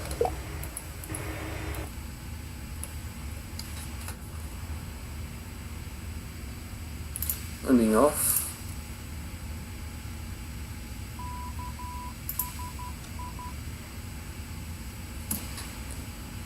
Se eu tivesse deixado assim não ia dar pra ver nada, cara. Deus. Cadê esse trouble? Aqui. Trouble off.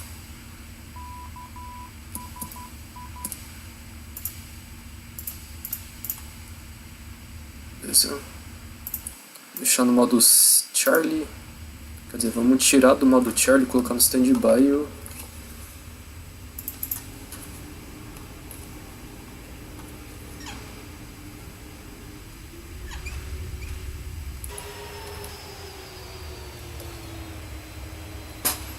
Olha, o Cargo Lux vai decolar.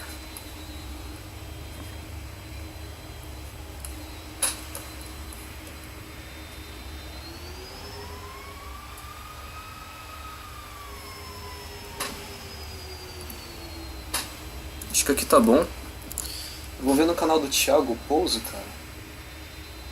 Eu não sei quanto que falta pra ele. É, tá chegando, acho que... Não sei.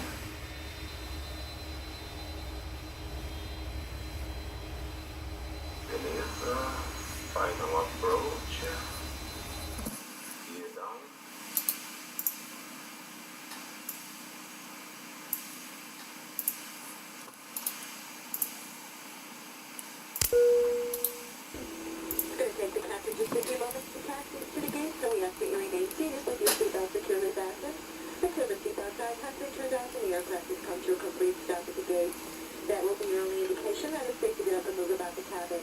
We also ask that you keep your eyes clear of any caravan flight this morning, so we ask that you check seat back pockets, closest and overhead bins for any articles you may have brought with you. Extra care should be taken when opening the overhead bins as heavy articles may have shifted during our flight. On behalf of your entire flight crew, it's been our pleasure serving you this morning. Have a pleasant stay.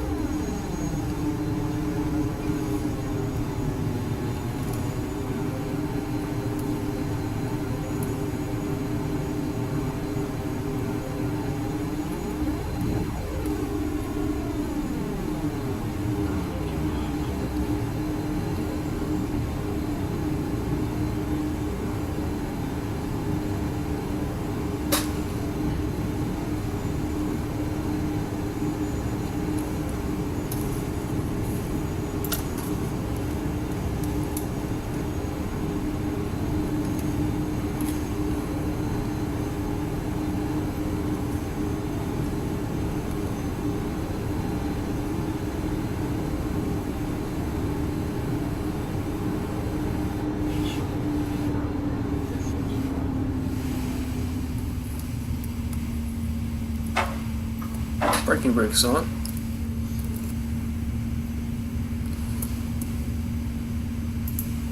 Cut off the engines.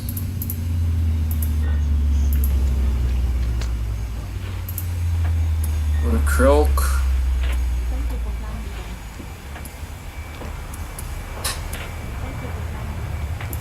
APO switch on. Beacon off. Chegamos.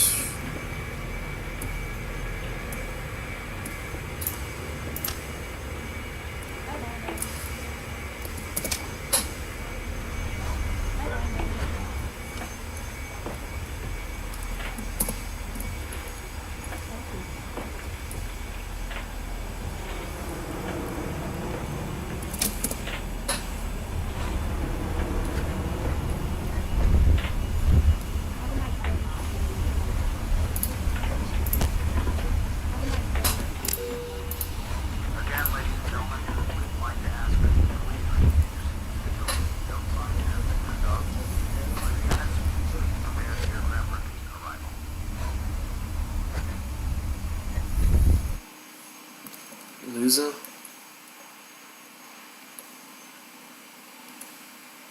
E chegamos. Olha só.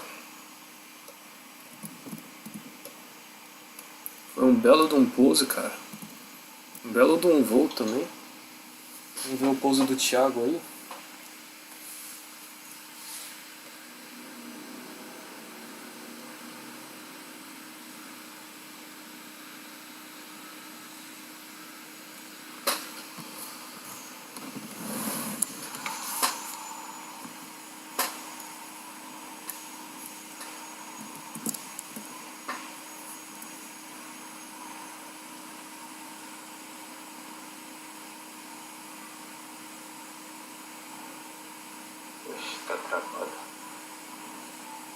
Acho que o FSX vai crashar bem na hora que eu tiro a foto, cara. Ah, sacanagem. Olha só, rapaz.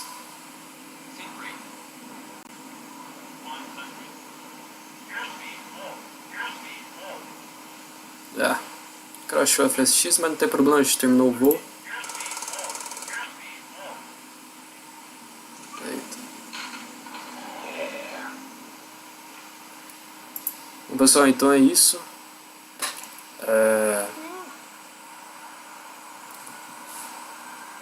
Deixa eu ver se tem mais algum comentário.